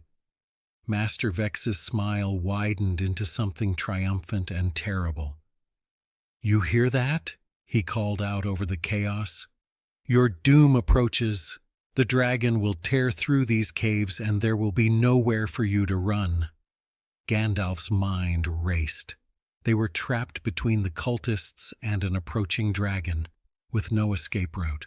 The stone pulsed steadily in its pillar, its eerie light growing brighter, as if responding to the dragon's proximity.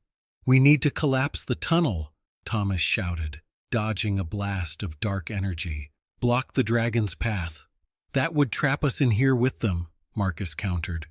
Chip suddenly leaped from Gandalf's shoulder onto the stone pillar itself, scurrying around the glowing crystal. "Hey, wizard! These symbols here, they're not just decorative, right?" Gandalf's eyes widened. "Chip, get away from there. Don't touch," but it was too late. Chip's tiny paw brushed against one of the carved symbols, and it lit up with brilliant blue light. Instantly, the entire pillar began to glow, symbols activating in sequence like a chain reaction. The pulsing heartbeat sound grew louder, faster. The crystal resonated, and a wave of energy burst outward, knocking everyone off their feet. Cultists, heroes, and even Master Vex himself. For a moment, there was absolute silence. Then the dragon's roar came again, but different this time. Not angry or hunting, but pained. Confused. Master Vex scrambled to his feet, his face twisted with rage. "What have you done, you miserable rodent?" Chip shook his head groggily. "I don't know, but I'm getting really tired of being thrown around today." Gandalf pulled himself up using his staff, his eyes fixed on the crystal. Something had changed. The light it emanated was different now, clearer, purer. "The seal," he breathed. It wasn't keeping the stone locked away, it was keeping something locked inside. And Chip just broke it. Before anyone could respond, the crystal cracked. A single fissure appeared down its center, and from that crack, a beam of pure white light shot upward, piercing through the cave ceiling as if the stone wasn't even there. Master Vex's expression changed from rage to horror. "No, this wasn't supposed to happen."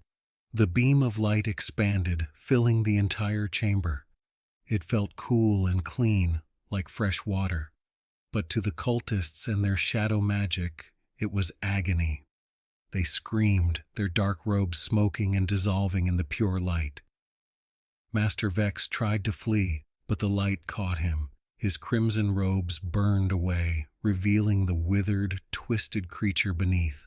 "Curse you, Gandalf!" Vex shrieked as the light consumed him.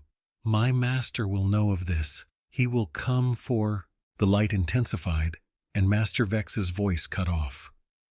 When it faded, there was nothing left of him or his followers but ash. The crystal stopped glowing.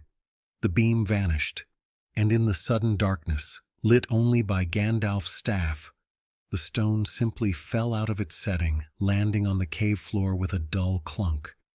It was just a stone now, dull gray, no bigger than a man's fist, completely ordinary looking. "Did I just accidentally save the day or make everything worse?" Chip asked. Gandalf approached the stone carefully and picked it up. "This is remarkable. The stone wasn't a source of power at all. It was a prison. Someone in the First Age trapped some great darkness inside this crystal and sealed it in these caves." "And the light we just saw?" Thomas asked. "That was the darkness being destroyed," Gandalf replied. "The seal was keeping evil contained while slowly purifying it over thousands of years. When Chip triggered the final sequence, it completed the purification in moments." "So the cultists were searching for something that was actually destroying evil," Alara said. "That's ironic."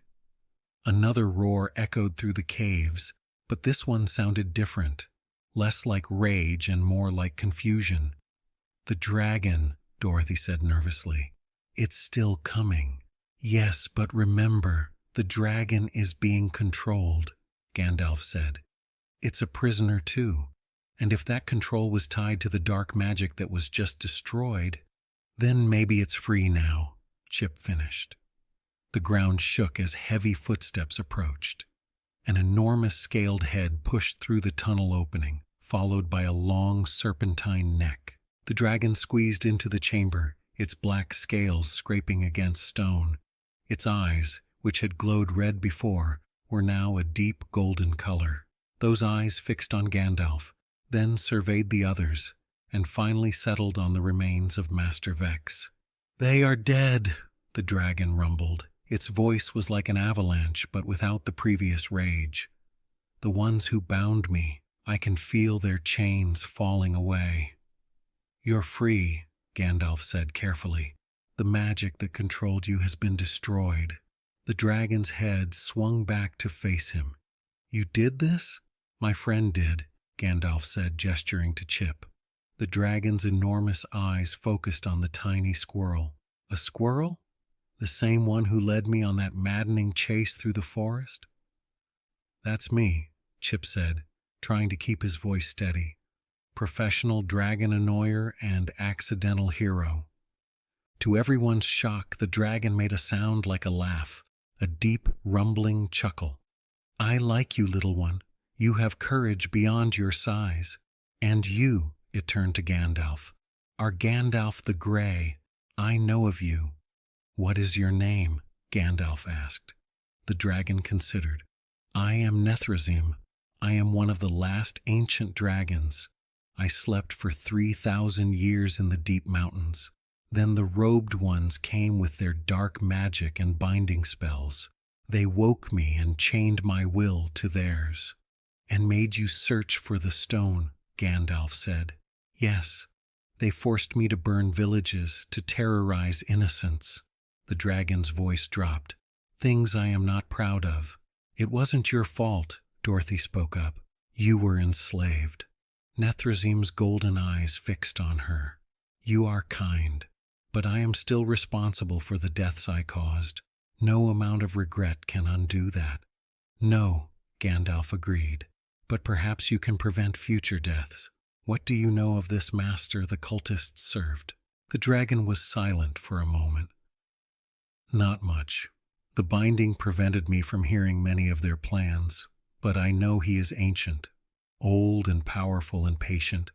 The stone was to be only the first step." "The first step toward what?" Thomas asked. "I do not know, but it will bring darkness and suffering." "Then we must discover his identity and plans," Gandalf said. "Nethrazim, will you help us?" "There are more cultists," the dragon confirmed. "This Master Vex was merely one lieutenant. There are others, in different parts of Middle-earth. I can tell you where some of them are." "That would be invaluable." "I will help," Nethrazim agreed. "But first, I owe you all an apology. I destroyed your homes. Some of you lost family to my flames." The silence was heavy. Finn spoke first.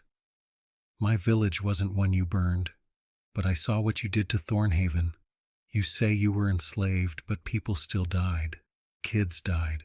"Yes," Nethrazim said simply, "and I cannot undo that, but I will spend the rest of my days trying to make amends."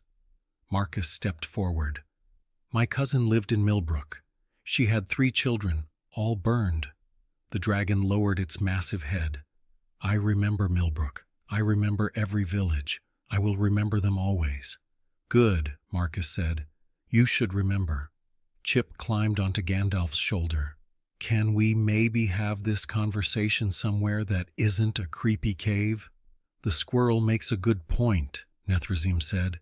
"These caves will not remain safe. When Master Vex fails to report, they will send others. We should leave." "Agreed," Gandalf said. He addressed the mice who had been hiding. "My small friends, return to your colony and tell them the dragon is no longer a threat.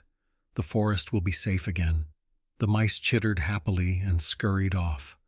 "How do we all get out?" Thomas asked. "We can't all fit in the tunnel with Nethrazim." "I will fly out through the hole I made," the dragon said. "Meet me at the forest edge to the south. There is a clearing where we can speak freely." "And the stone?" Alara asked. Gandalf looked at it thoughtfully. "I'll keep it. It's harmless now, but it's still proof of what the cultists were trying to do." They began the careful journey back through the cave system. Without cultists pursuing them and with the oppressive darkness lifted, the way seemed less threatening. They could even hear birds singing near the entrance. When they emerged into the late afternoon sunlight, the contrast was startling. The forest seemed brighter, more alive. Nethrazim was waiting in a large clearing. In full daylight, the dragon was even more impressive. Its scales gleamed like polished obsidian. "Well," Chip said, "this has been quite a day. We fought cultists, destroyed an ancient evil, and made friends with a dragon. What do we do for an encore?" "Rest," Gandalf said firmly. "We rest, recover, and plan our next move. This isn't over. There are more cultists out there. Can't we have one adventure that actually ends?" Chip complained. "Where would be the fun in that?" Gandalf replied with a smile. As they entered the clearing and approached the waiting dragon, the sun began to set, painting the sky orange and gold. It wasn't a complete victory. The real threat was still out there. But for now, they had won. They had survived. And they had gained an unexpected ally. Sometimes that was enough. The clearing was peaceful in the fading light, a stark contrast to the chaos they had just escaped. Nethrazim settled his massive form carefully, folding his wings and lowering his head to be closer to eye level with the group. Even sitting, the dragon was enormous, his presence both awe-inspiring and slightly intimidating. "We should tend to our wounds first," Dorothy said, ever the practical healer. She had already begun examining Marcus's twisted ankle and the various cuts and bruises the group had accumulated. Gandalf nodded. "A wise suggestion. We're safe for the moment. Nethrazim, can you sense if any other cultists are nearby?" The dragon lifted his head slightly, nostrils flaring as he seemed to taste the air. "None within several miles. The binding spell they used on me had side effects. I can sense their dark magic like a foul smell. The forest is clean for now." "Good," Gandalf said, sitting down on a fallen log with a weary sigh. "Then we have time to think and plan." Chip hopped down from the wizard's shoulder and immediately began foraging in the undergrowth. "Thinking and planning are great, but I'm starving. That whole nearly dying multiple times thing really works up an appetite." "I could hunt for you," Nethrazim offered. "There are deer in these woods. I could bring down several." "No," several voices said at once. The dragon looked taken aback. "I was only trying to help." "We appreciate that," Gandalf said gently, "but perhaps it's too soon for the others to see you hunting. Give them time to adjust to the idea of a friendly dragon." Nethrazim's expression, as much as a dragon could have expressions, looked almost hurt. "I understand. I forget that my very nature frightens most beings, even when I mean no harm."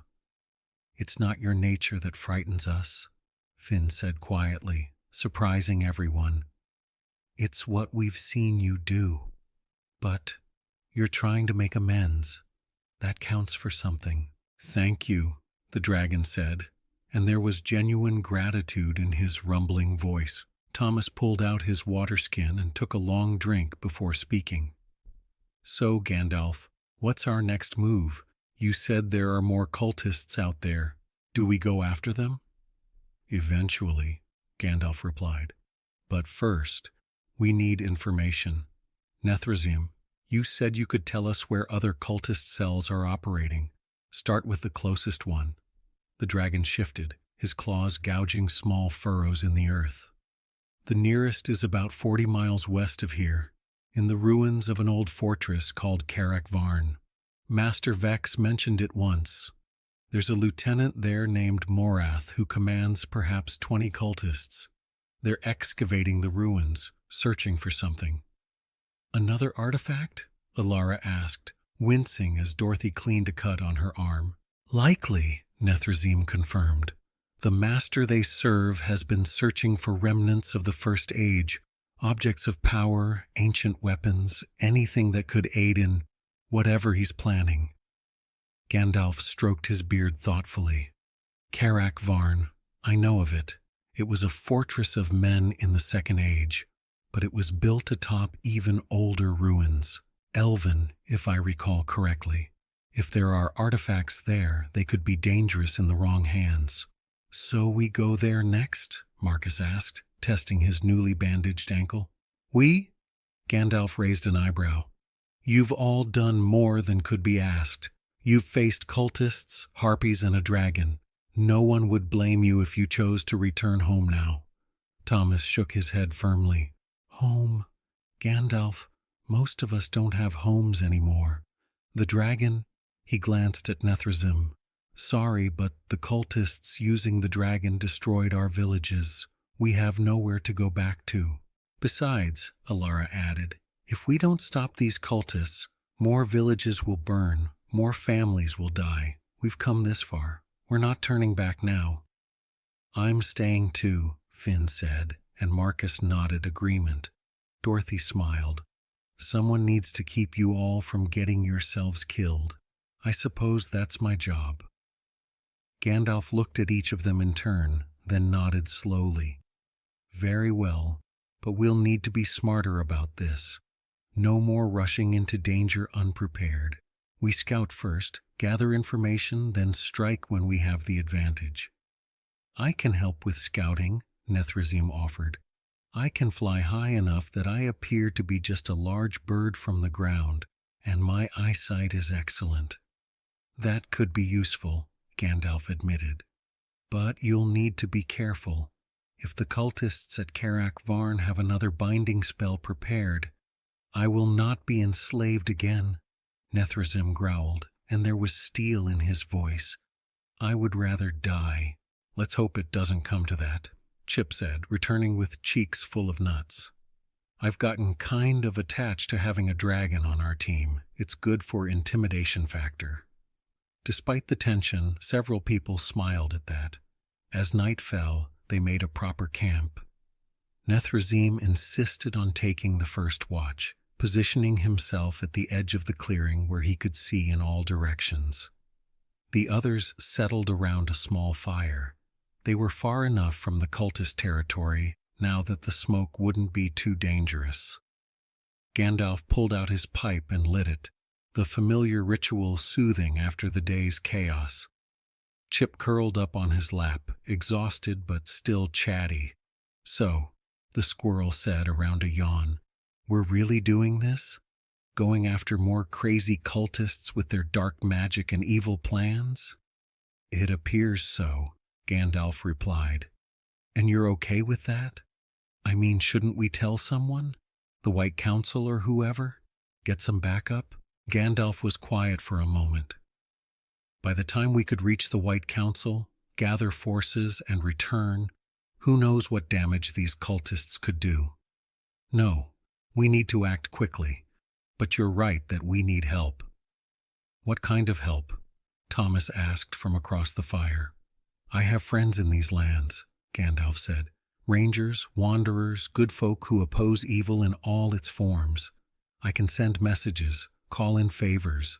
We won't be alone when we face the cultists at Karak Varn. How long will that take? Alara asked. A few days to make contact and gather allies, which works in our favor. It gives us time to prepare, to train, to learn more about what we're facing. Train? Marcus perked up. You mean like actual combat training? Gandalf smiled. Among other things. Dorothy, I'd like you to teach the others about healing herbs and basic field medicine. Ilara, you can help improve everyone's archery. Even basic skill with a bow could save lives. Thomas, tactical thinking and basic sword work. And Finn and Marcus, you're both strong. We'll work on using that strength effectively. What about me? Chip asked. What's my training regimen? Advanced nut gathering? Extreme tree climbing? You, Gandalf said, gently stroking the squirrel's head, will continue doing what you do best. Scouting, gathering information from your animal friends, and keeping our spirits up with your commentary. Never underestimate the value of hope and humor in dark times. Chip puffed up with pride. I am pretty good at that. As the conversation lulled, Dorothy spoke up softly. Gandalf, can I ask you something? That stone we found, the one that was purifying evil, could there be others like it? Other prisons or seals left over from the ancient days? Almost certainly, Gandalf replied. The First Age was a time of great battles between good and evil. Many dark things were sealed away rather than destroyed, either because they couldn't be destroyed or because the cost would have been too high. These cultists seem to be searching for those seals, trying to break them and release what's inside. That's terrifying, Finn said. Yes, Gandalf agreed, which is why we must stop them. Not just this one cell at Carrick Varn, but all of them. We need to find out who their master is and end this threat permanently. From his position at the edge of the clearing, Nethrazim spoke up. I may be able to help with that. The cultists didn't always guard their tongues around me. They thought I was just a tool, incapable of independent thought while bound. I heard things, names, places, fragments of their plans. Then tomorrow we'll debrief you properly, Gandalf said. Tonight we rest. We've earned it. One by one the group settled down to sleep. Thomas and Alara took second watch, with Marcus and Finn scheduled for third. Dorothy was excused from watch duty. Her healing skills were too valuable to risk exhaustion. Gandalf remained awake longer than the others, smoking his pipe and thinking. The pieces were coming together, forming a picture he didn't like. An ancient evil, cultists searching for artifacts of power, seals being broken. It all pointed to something big, something dangerous. And somewhere in the back of his mind, a name nagged at him. An old enemy, one he had hoped was gone forever. But if his suspicions were correct... Penny for your thoughts? Chip murmured sleepily from his lap. Just old worries, Gandalf replied. Nothing for you to concern yourself with tonight. Gandalf, Chip said, suddenly serious despite his exhaustion. Are we going to be okay? I mean, really okay? Not just survive the next fight okay, but actually win and go home okay? Gandalf was quiet for a long moment before answering. I don't know, my friend. The forces we're facing are ancient and powerful, but I do know this. We have something they don't. What's that? Friends, Gandalf said simply. Real friends who fight for each other and for what's right.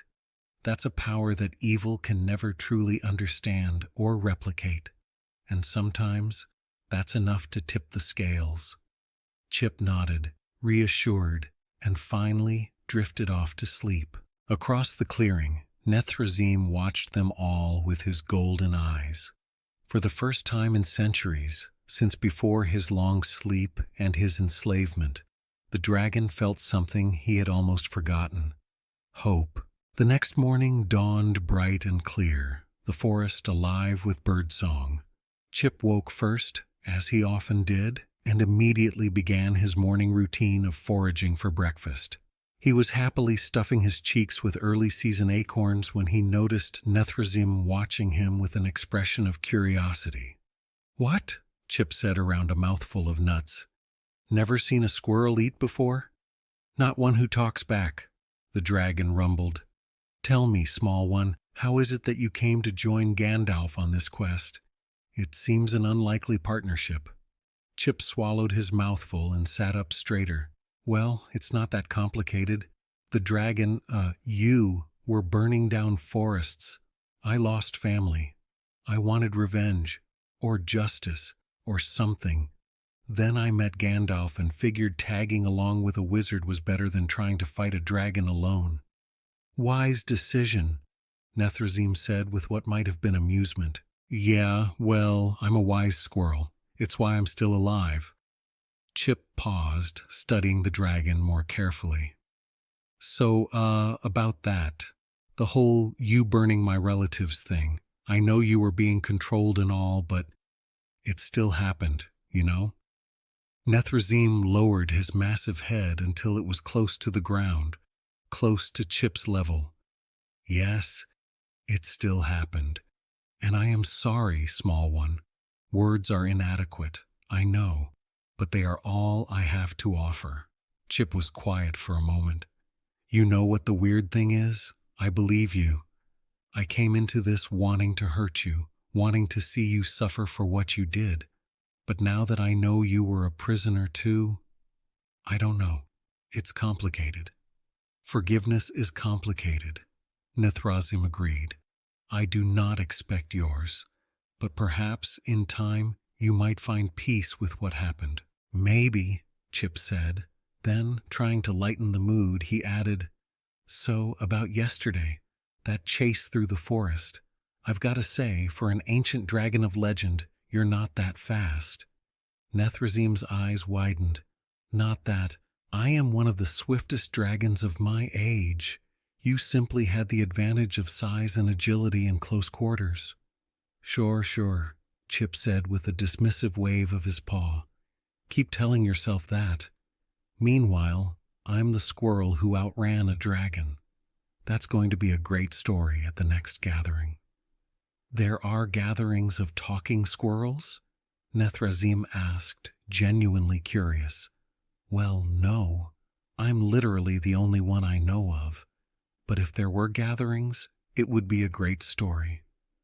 Despite himself, the dragon chuckled, that deep, rumbling sound that seemed to shake the ground. The noise woke the others, who emerged from their bedrolls with various degrees of grogginess. Gandalf was, as always, the most alert, already packing his pipe for the morning smoke. Good morning, everyone, the wizard said cheerfully. I trust you all slept well? We have much to do today. After a quick breakfast, supplemented by some fish that Nethrazim caught from a nearby stream, carefully cooked by Gandalf's fire magic, the group gathered for their first real planning session. Gandalf stood before them like a teacher before students. Right. Let's start with what we know. Nethrazim, you mentioned that the cultists at Carak Varn are excavating the ruins. What exactly are they looking for? The dragon considered. I'm not certain of the specifics, but I overheard Master Vex speaking with Morath once. They mentioned the Blade of Shadows and the armor of the First King. Artifacts from ancient times. The Blade of Shadows, Gandalf repeated, his expression grave. I know that name. It was a weapon forged in the First Age, before the rise of Morgoth's power. It was said to be able to cut through any defense, physical or magical. If the cultists get their hands on it— Nothing good, I'm guessing, Chip interjected. Nothing good indeed, Gandalf confirmed, which means we need to reach Carak Varn before they find it. But we also need to be prepared. These cultists will be more numerous and better defended than Master Vex's group. So how do we prepare? Thomas asked. Training, Gandalf said firmly. Starting now. Everyone, grab your weapons.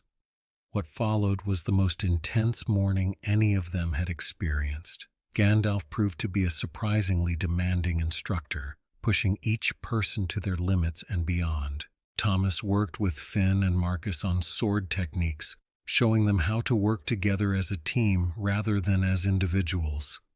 Alara gave archery lessons to Dorothy, who proved to be a better shot than anyone expected, and Gandalf himself worked with everyone on basic defensive tactics. The key, Gandalf explained as he demonstrated a blocking technique, is not to meet force with force. Redirect, deflect, create openings. Most of your enemies will be stronger than you. Be smarter instead. Chip watched from the sidelines, occasionally offering commentary. Marcus, your footwork is terrible. You're stumbling around like a drunk bear. Finn, nice parry. See, Marcus, that's how it's done. I don't see you down here training, Marcus called back, slightly winded. I'm a squirrel, Chip replied. My entire existence is training. Every day I dodge hawks, outclimb cats, and search for food while avoiding predators. I'm basically a ninja." "He has a point," Nethrazim rumbled from where he lay in the sun. The dragon had been watching the training with interest. "Thank you," Chip said. "See? The dragon gets it." As midday approached, Gandalf called for a break. Everyone collapsed gratefully, nursing sore muscles and minor bruises. "That was brutal," Finn groaned. "That was necessary," Gandalf corrected. "When we face the cultists at Karak Varn, there won't be time for hesitation or mistakes. You need these skills to survive." "Speaking of survival skills," Chip said, "I've been thinking. We have a dragon on our team. A dragon. Why don't we just, fly there? Have Nethrazim drop us on the ruins? Breathe some fire? Boom. Cultists defeated." "Simple. Several reasons," Gandalf said patiently. "First, we don't know the full extent of the cultists' defenses. They might have magical wards against dragons specifically. Second, a direct assault could trigger whatever traps they've set around the artifacts they're seeking. And third, we need information, not just victory. We need to know who their master is and what his ultimate plan involves." "So we need stealth, not strength," Alara said. "Precisely," Gandalf confirmed. "Which is where our smaller friend comes in." He looked at Chip meaningfully. Chip's eyes widened. "Oh no, no, I know that look. That's the 'I'm volunteering Chip for something dangerous' look." "You're the perfect scout," Gandalf said. "Small, fast, able to get into places the rest of us can't.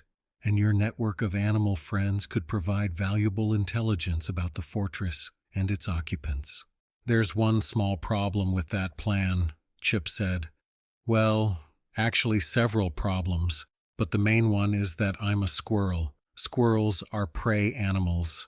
Our instinct when we see danger is to run away, not toward it. And yet you've been running toward danger since we met," Gandalf pointed out.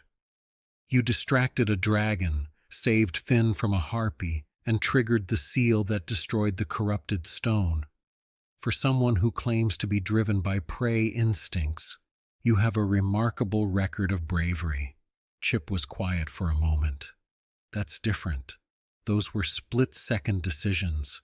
This is planning to go into danger. That gives me time to think about all the ways it could go wrong." "Would it help if I came with you?" Nethrazim asked suddenly. Everyone turned to stare at the dragon. "What?" Nethrazim said. "I can fly high enough to be invisible from the ground. I could carry Chip close to the fortress, provide aerial reconnaissance, and be available for extraction if things go wrong." "You'd do that?" Chip asked, surprised. "You freed me from my bonds," the dragon replied. "Whether you meant to or not, you gave me back my freedom. I owe you a debt.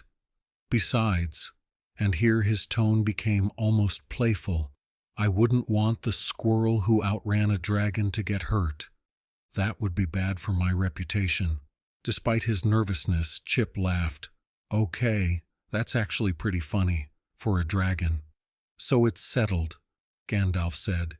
"In 2 days, once we've completed basic training, and I've made contact with potential allies, Chip and Nethrazim will conduct aerial reconnaissance of Karak Varn. The rest of us will approach by land, moving carefully and setting up a base camp within striking distance." 2 days, Thomas said. "That's not much time." "It's what we have," Gandalf replied. "The cultists won't wait for us to be ready. Every day they dig deeper into those ruins is another day they might find what they're looking for." The training resumed after lunch, even more intensive than before. Gandalf was relentless, correcting form, demanding better, pushing everyone to improve. But he also explained why each technique mattered, how it could save lives in real combat. By evening, everyone was exhausted, but noticeably more skilled than they had been that morning. Even Chip had participated, working with Gandalf on observation techniques and how to gather information quickly and efficiently. As the sun set and they gathered around the campfire for dinner, there was a sense of camaraderie that hadn't existed before.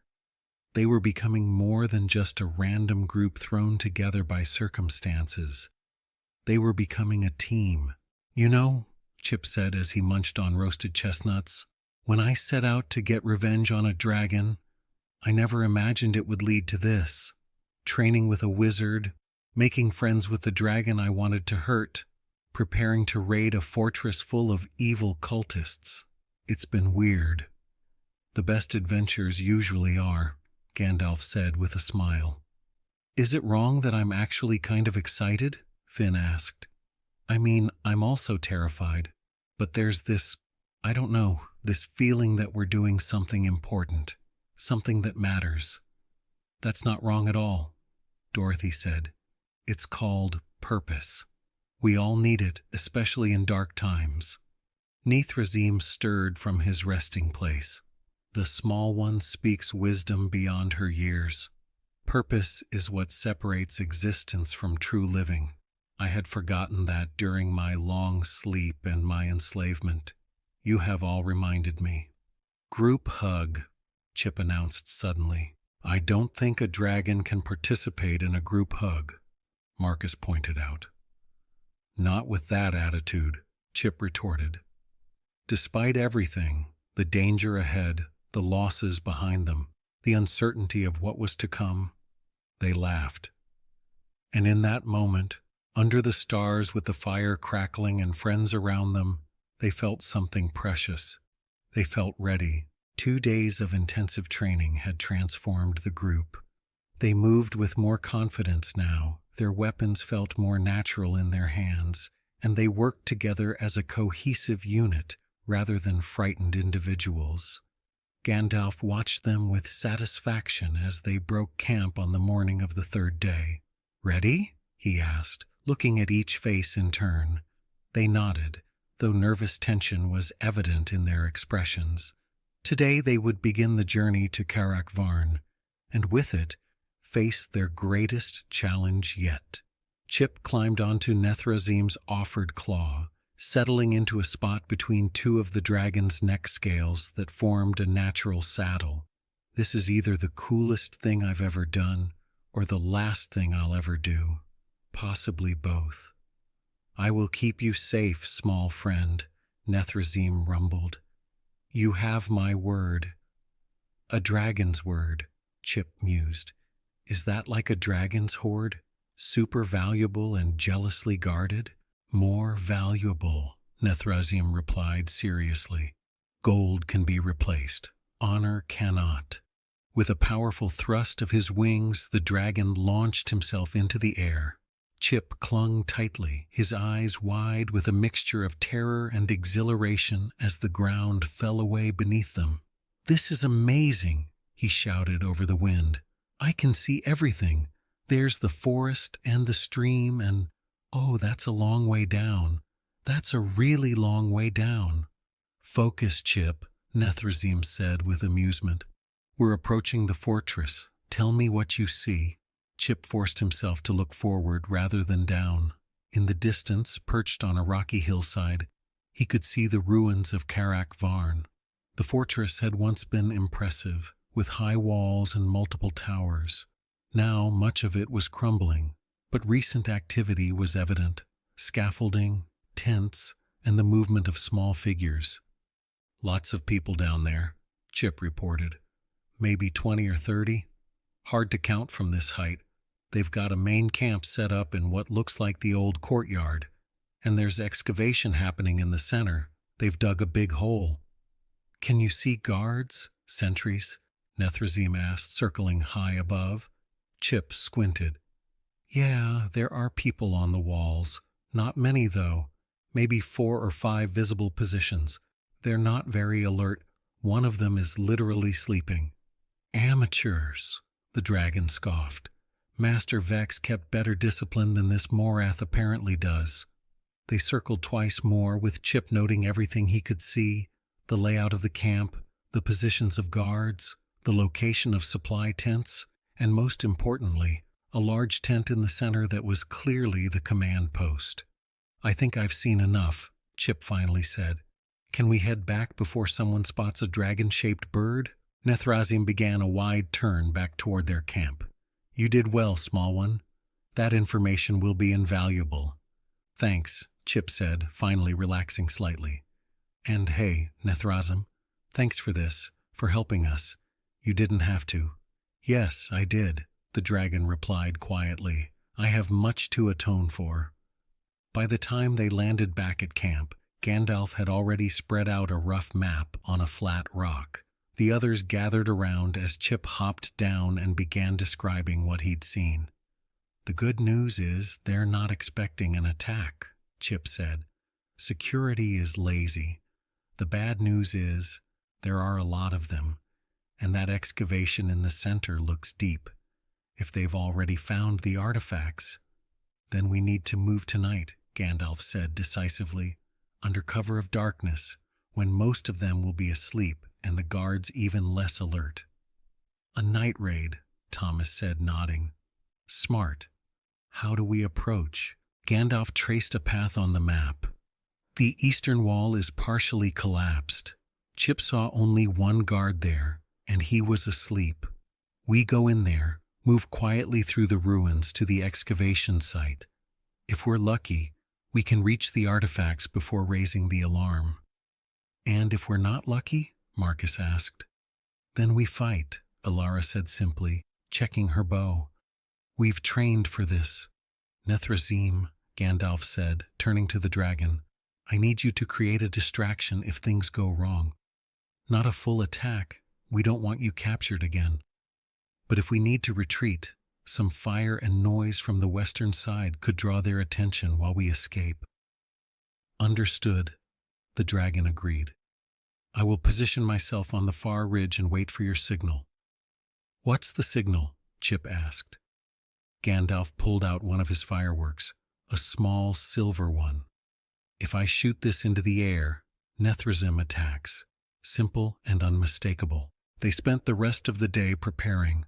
Weapons were sharpened, supplies packed light for quick movement, and Dorothy prepared medical supplies in case of injuries. As evening approached, the tension grew. Chip noticed Finn sitting alone, staring at his sword. The squirrel scampered over. "Hey, you okay?" Finn looked up.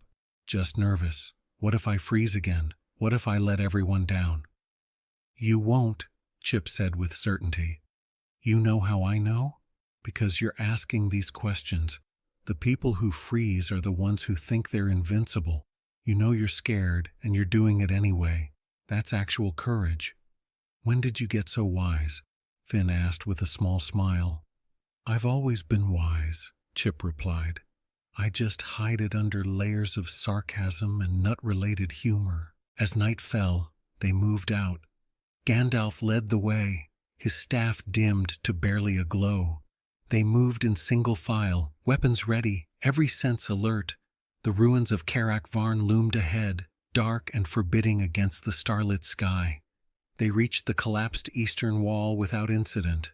Just as Chip had reported, a single guard sat slumped against the stone, snoring softly. "Thomas," Gandalf whispered, "can you—" Thomas nodded and moved forward silently. Within seconds, he had the guard unconscious and bound. They slipped through the gap in the wall. The interior of the fortress was a maze of rubble and intact passages.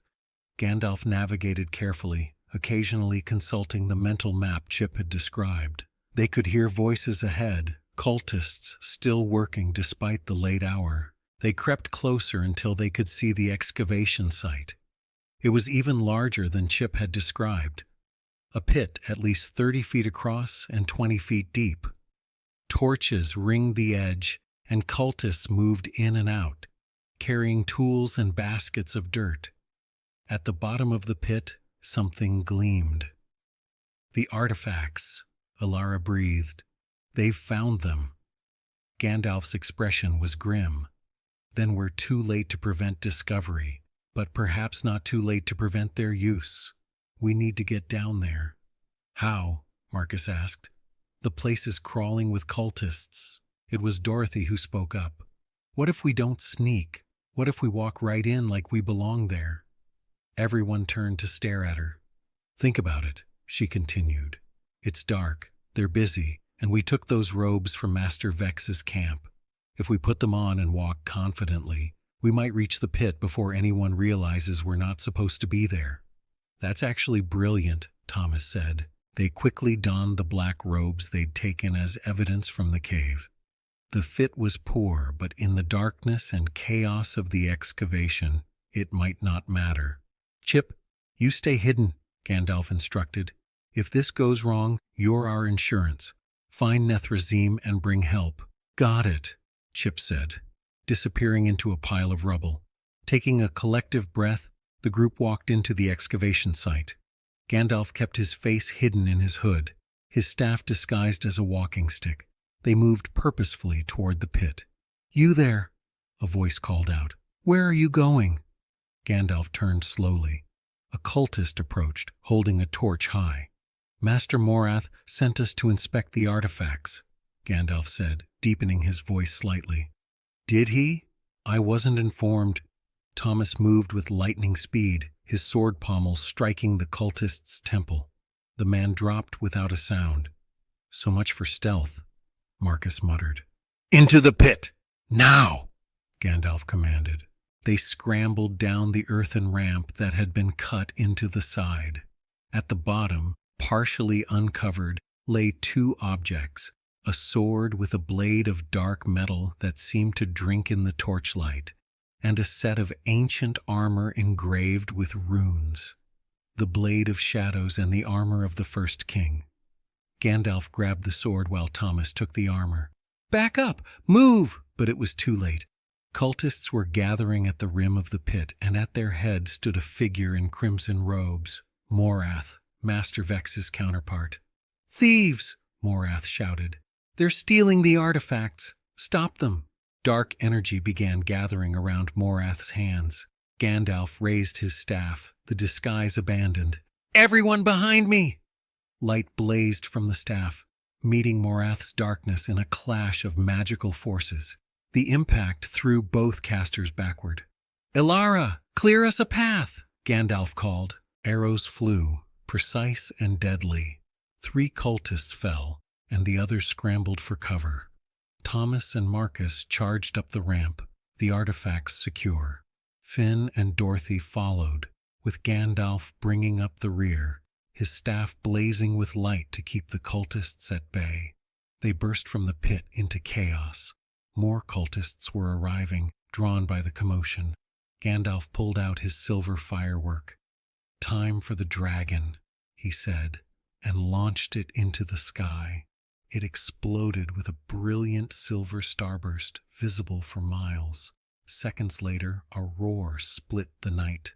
Nethrazim descended from the darkness like a nightmare made real, fire streaming from his jaws. The western wall of the fortress erupted in flames. The cultists panicked. Some ran toward the dragon, others fled in terror. In the confusion, Gandalf's group raced for the eastern wall. There! Chip's voice called. He was waving from the gap in the wall. This way! They scrambled through, Nethrazim's roars and the screams of cultists echoing behind them. They didn't stop running until they were deep into the forest, the burning fortress visible in the distance. Finally, gasping for breath, they collapsed in a small clearing. Nethrazim landed moments later, looking pleased with himself. That was exhilarating, the dragon said. Did you get what you came for? Gandalf held up the sword, its dark blade glinting in the moonlight. We did. Though I suspect we've only delayed the inevitable. Morath survived, and he'll report this to his master. But we have the artifacts, Thomas said, setting down the armor. They can't use them for evil now. True, Gandalf agreed, though that raises the question of what we do with them. These are powerful objects, too dangerous to leave unguarded. We'll figure it out, Chip said, finally catching his breath. For now, can we just celebrate the fact that we raided a fortress stole ancient artifacts, and lived to tell about it, because that's pretty awesome. Despite the danger, despite the exhaustion, they smiled. They had done the impossible, and they had won. The celebration was short-lived. As the adrenaline faded and exhaustion set in, the reality of their situation became clear. They had made powerful enemies, and those enemies now knew exactly who they were dealing with. They made camp several miles from Carak Varn, in a sheltered valley that Nethrazim assured them was defensible. No fire this time. The risk was too great.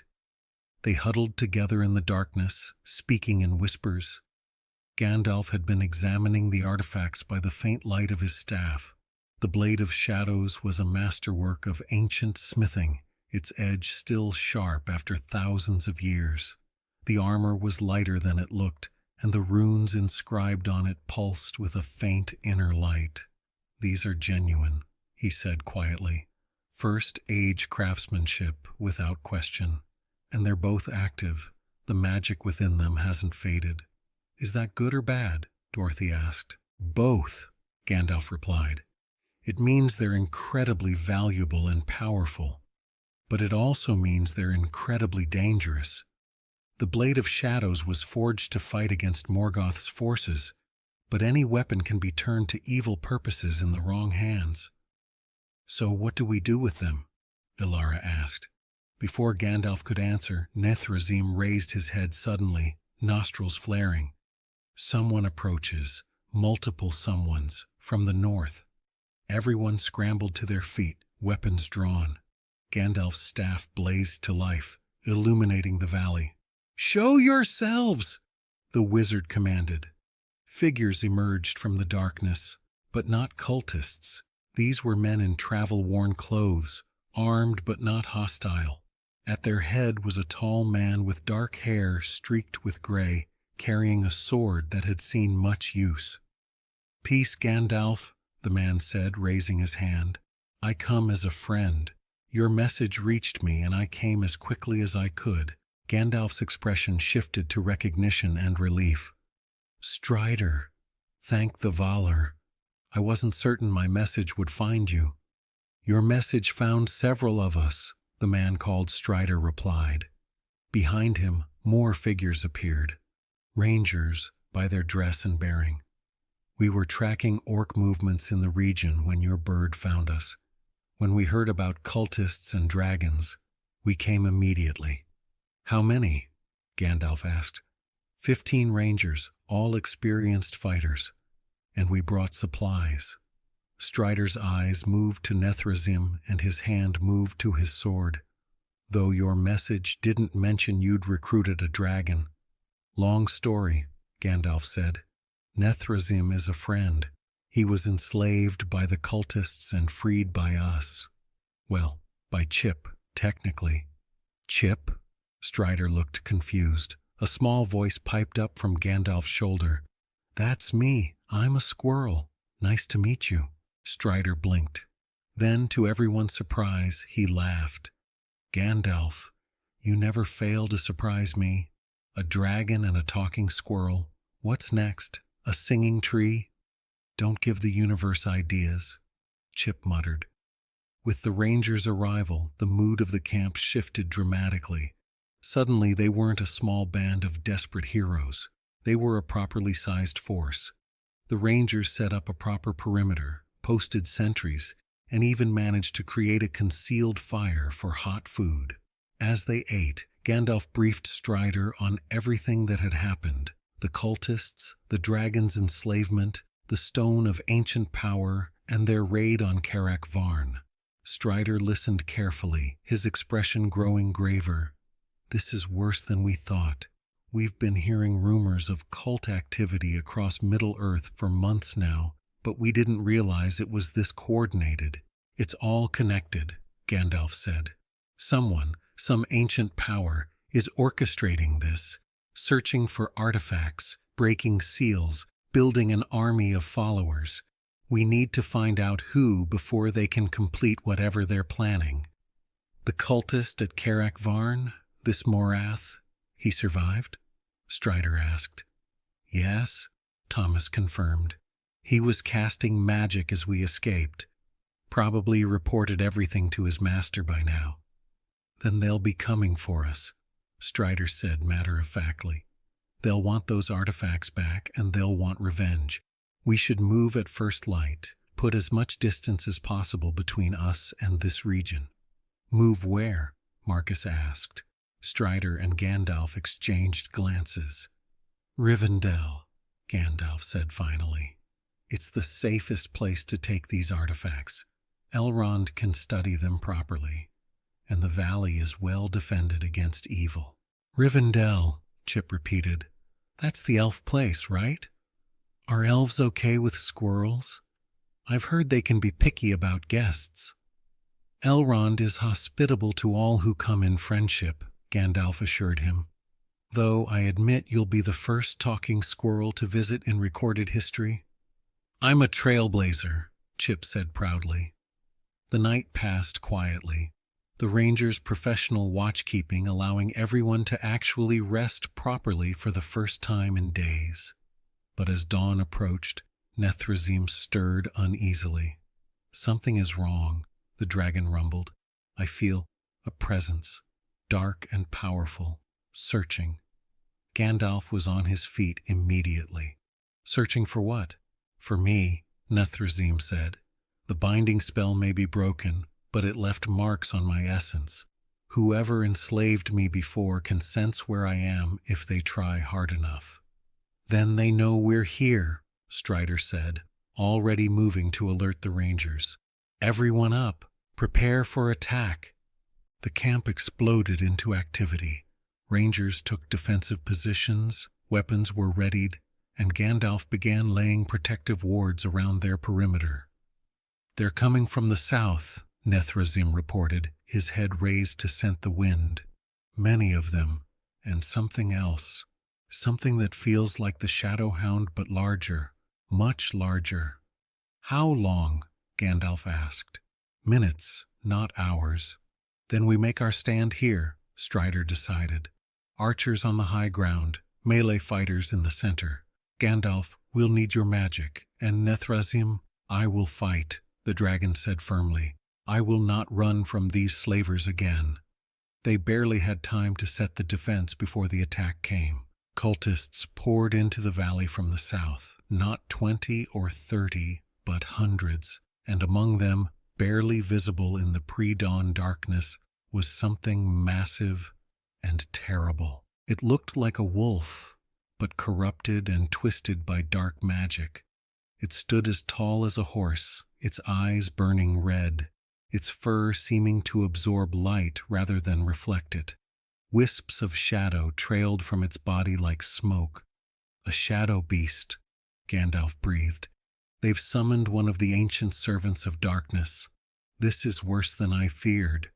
The creature howled, a sound that chilled blood and weakened resolve.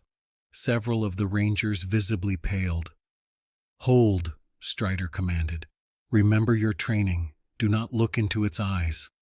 The cultists charged, and the valley erupted into battle. Arrows flew from the Rangers' bows, precise and deadly. Cultist after cultist fell, but more kept coming. The shadow beast bounded forward, impossibly fast for its size. Nethrazim met it head-on, dragon and demon colliding in a clash that shook the ground. They grappled, claws tearing, teeth snapping, each trying to gain advantage. On the ground, the fighting was desperate. Thomas, Finn, and Marcus fought back-to-back with Strider's Rangers, their training paying off as they held the line. Alara's arrows found target after target, while Dorothy moved between the fighters, offering healing and support. Gandalf stood at the center, his staff blazing like a star. Bolts of lightning struck down cultists, and waves of force pushed back those who got too close. But even his power had limits, and the enemy seemed endless. "There's too many," Marcus shouted, his sword arm tiring. "We need to break their command structure," Strider called back. "Find their leader." Chip, perched on a rock for a better view, suddenly spotted movement near the rear of the cultist force.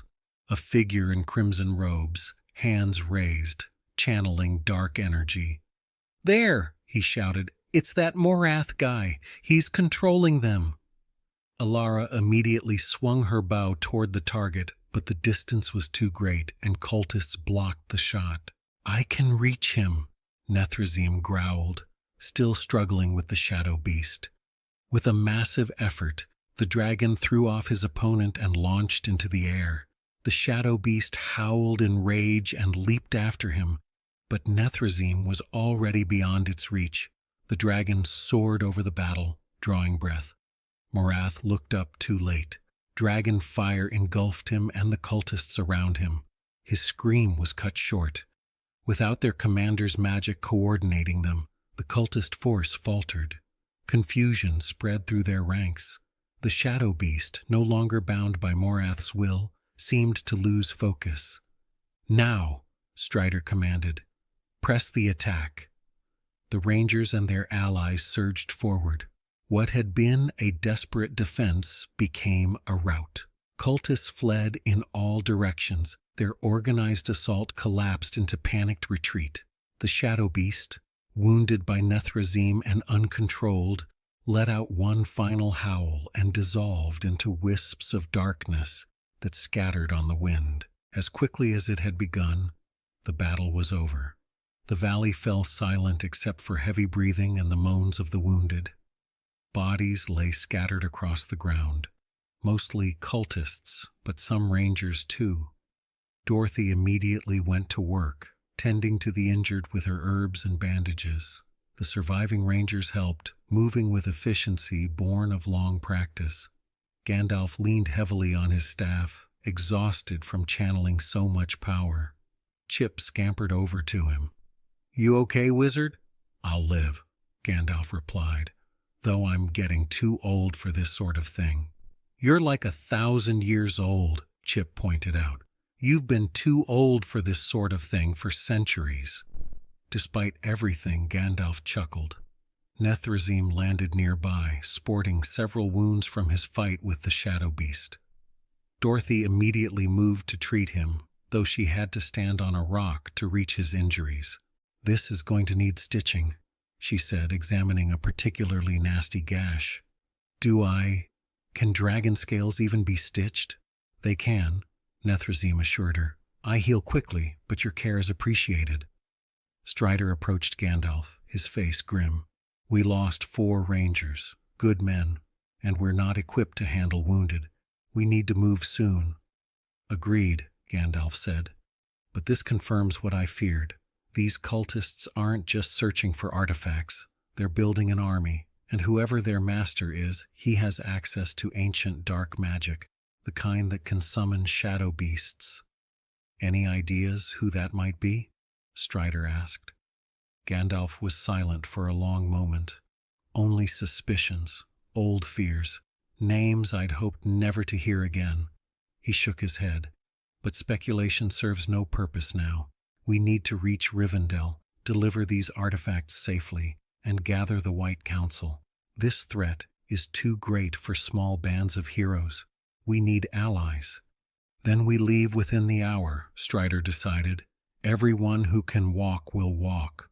We'll make stretchers for the wounded. With luck, we can reach the Bruinen Ford by nightfall tomorrow." As they prepared to depart, Chip climbed onto Nethrazim's back again. The dragon had offered to carry the wounded, using his size and strength to help those who couldn't walk. "You know," Chip said quietly to the dragon, "when I first saw you, all I felt was hate. You'd killed my family. But now you're carrying wounded to safety. Things change, don't they?" "They do," Nethrazim agreed softly. "And sometimes they change for the better." The journey ahead would be long and dangerous. The enemy was powerful and determined. But as they set out, refugees and rangers and wizard and squirrel and dragon together, there was hope. They had survived. They had won. And they would keep fighting. The journey to Rivendell took 3 days of hard travel. They moved as quickly as the wounded would allow, always watchful for pursuit. Nethrazim flew ahead periodically, scouting for danger, while Chip's network of animal friends provided ground-level intelligence.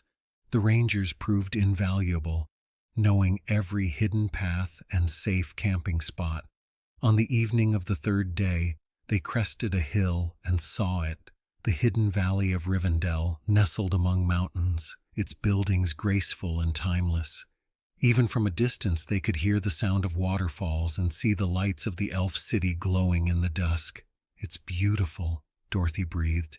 "It's home," Strider said quietly, "or the closest thing to it." They descended into the valley as night fell.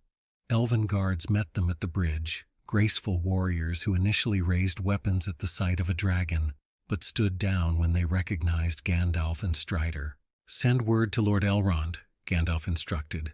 "Tell him we bring urgent news and wounded who need care." Within the hour, they were in Rivendell proper. The wounded were taken to the houses of healing, where elven healers worked their magic. The rest of the group was led to guest quarters, actual beds with clean sheets, hot baths, and proper food. Chip, overwhelmed by the elegance and beauty of the place, could only stare. "This is where elves live? No wonder they're so fancy. I'd be fancy too if this was my house." Lord Elrond himself met with Gandalf, Strider, and the others in his council chamber. The elf lord was tall and ageless, with wisdom in his eyes that spoke of millennia. Gandalf presented the artifacts, the Blade of Shadows and the armor, and recounted everything that had happened. Elrond listened without interruption, his expression growing more concerned as the tale unfolded. "This is grave news indeed," Elrond said when Gandalf finished. "Cultists searching for First Age artifacts, breaking ancient seals, summoning shadow beasts, and you say there are more cells operating across Middle-earth?" "At least several," Gandalf confirmed, "all coordinated by some master who remains hidden." "I will send word to the White Council immediately," Elrond said. "Saruman, Galadriel, and the others must be informed. This threat requires a coordinated response." "In the meantime," Gandalf said, "these people need rest and safety. They fought bravely, lost much, and deserve sanctuary." Elrond's gaze moved over the group. Thomas, Elara, Finn, Marcus, and Dorothy, all looking exhausted but determined. "They have it. Rivendell's doors are open to all who oppose evil. They may stay as long as they wish." "What about me?" Chip piped up. "I know I'm not exactly standard guest material." "You are most welcome," Elrond said, and there was warmth in his voice. "Any friend of Gandalf's is a friend of Rivendell. Though I confess, you are the first talking squirrel we've hosted." "I'm a trendsetter," Chip said proudly. "And the dragon?" Elrond asked, looking at Gandalf. "Nethrazim cannot stay in the valley. His size would be impractical. But there are caves in the mountains nearby where he can lair comfortably. He's earned our trust and our friendship." Elrond nodded. "Then arrangements will be made." The next few days were peaceful in a way none of them had experienced in weeks. The wounded recovered under elven care. Thomas, Finn, Marcus, Elara, and Dorothy were given quarters in the guest wing and encouraged to rest, eat, and heal, not just their bodies but their spirits. Chip explored every corner of Rivendell that was accessible to a squirrel, delighting in the gardens and making friends with the local wildlife. The elven squirrels, though unable to talk, seemed to recognize something special about him and accepted him into their community. Nethrazim found a large cave system a few miles from the valley with multiple chambers and a clear mountain stream running through it. He could fly to Rivendell easily when needed, but also had the solitude and space a dragon required.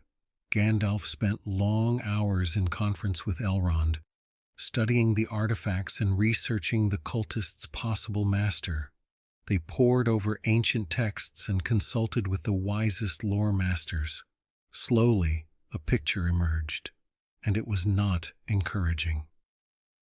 On the 5th day, Gandalf gathered the group in one of Rivendell's gardens. Nethrazim had flown down and perched on a nearby mountainside where he could participate in the conversation. "I have news," Gandalf said, "and I'm afraid it's not what we hoped for." "The master the cultists serve," Elrond continued, "is someone we had believed destroyed long ago. His name is Thuringol, a sorcerer from the First Age who served Morgoth. He was supposedly killed in the final battles, but it seems he survived, perhaps in hiding, perhaps in some diminished form, and has been slowly rebuilding his power." "What does he want?" Thomas asked. "What all servants of darkness want," Gandalf replied. "Power, dominion, the spread of evil. But specifically, Thuringol seeks to gather artifacts of the First Age and use them to break the seals that bind other ancient evils. If he succeeds, he could unleash horrors that haven't walked Middle-earth in thousands of years." "So we stop him," Finn said simply. "We've beaten his cultists twice. We can do it again." Gandalf smiled at the young man's courage, but shook his head. "It won't be that simple. Thuringol himself is powerful, and he's had centuries to plan. This will require more than a small band of heroes. It will require armies, alliances, the coordinated effort of all free peoples." "But we can still help, right?" Marcus asked. "I mean, we're part of this now. We can't just sit in Rivendell while evil takes over the world." "No one is asking you to sit idle," Elrond assured him. "You've proven yourselves capable and brave. There will be roles for you in what's to come. But first, you need to finish healing. You need to train properly. And you need to accept that this battle won't be won in days or weeks. It may take years." "Years?" Dorothy said quietly. "How many people will die in that time?" "Fewer than would die if we rushed in unprepared," Gandalf said gently. "I know waiting feels wrong, but sometimes patience is the greatest weapon we have." Chip had been unusually quiet during this discussion. Now he spoke up. "So, what do we do? Just stay here? Train and wait?" "For now," Gandalf said. "The White Council will convene within a month. We'll present our evidence, share what we know, and coordinate a response. In the meantime, yes, you train, you rest, you prepare, and you live, because that's what we fight for, isn't it? The right to live freely without fear." The meeting ended, and the group dispersed, each processing the news in their own way. But that evening, they gathered again for dinner. All of them, including Nethrazim, who joined via magical projection that Elrond created, so he could participate without physically squeezing into the dining hall. As they ate and talked, sharing stories and jokes, the weight of the threat seemed less oppressive. Yes, evil was rising. Yes, dark forces were gathering, but so were they. Friendships had been forged, alliances made, and courage discovered in unlikely places. "You know what?" Chip said, raising a tiny cup of water in a toast. "We've done pretty well for a bunch of random people who got thrown together by circumstances. A wizard, a dragon, some farmers turned warriors, and a squirrel with a big mouth. We're like the world's weirdest fellowship." "I'll drink to that," Thomas said, raising his own cup. They all joined in the toast, even Nethrazim, whose projection mimicked the gesture. In that moment, surrounded by friends in a safe place, they could almost forget the darkness waiting beyond the valley. Almost, but not quite, because each of them knew this was just the beginning. The battles they'd fought were only the opening moves in a much larger game. Thuringol was out there, plotting and planning. More cultists were searching for more artifacts. The shadow would rise again, but they would be ready. The next morning, Gandalf found Chip sitting on a balcony, watching the sunrise over the mountains. What are you thinking about? The wizard asked. Everything, Chip replied. About my family who died, about Nethrazim and how he's changed, about you and these people who've become my friends, about how weird my life has gotten. Regrets? Not really. I mean, yeah, I wish my family was still alive. But if none of this had happened, I'd just be another squirrel in a forest, gathering nuts and avoiding hawks. Now I'm part of something bigger, something important. That you are, Gandalf agreed. And whatever comes next, I'm glad you're part of it. Me too, Chip said. Then, because he couldn't be serious for too long, he added, though I'm definitely going to need a better title. Chip the Squirrel is too plain. Maybe Chip the Brave or Chip the Dragon Annoyer or... How about Chip the Friend? Gandalf suggested. Chip was quiet for a moment, then smiled. Yeah, I like that one best. They sat together in comfortable silence as the sun rose fully, bathing Rivendell in golden light. Behind them, in the guest quarters, their companions were waking to a new day. In the mountains, Nethrazim stretched his wings, and across Middle-earth, in cities and villages and wild places, people went about their lives, unaware of the heroes who had fought for them. The adventure was over, and yet it was just beginning, because evil never truly rests, and neither do those who oppose it. There would be more battles, more dangers, more impossible odds to overcome, but for now, in this moment, there was peace, and friends, and hope. And sometimes, that's all you need to face whatever comes next. The end.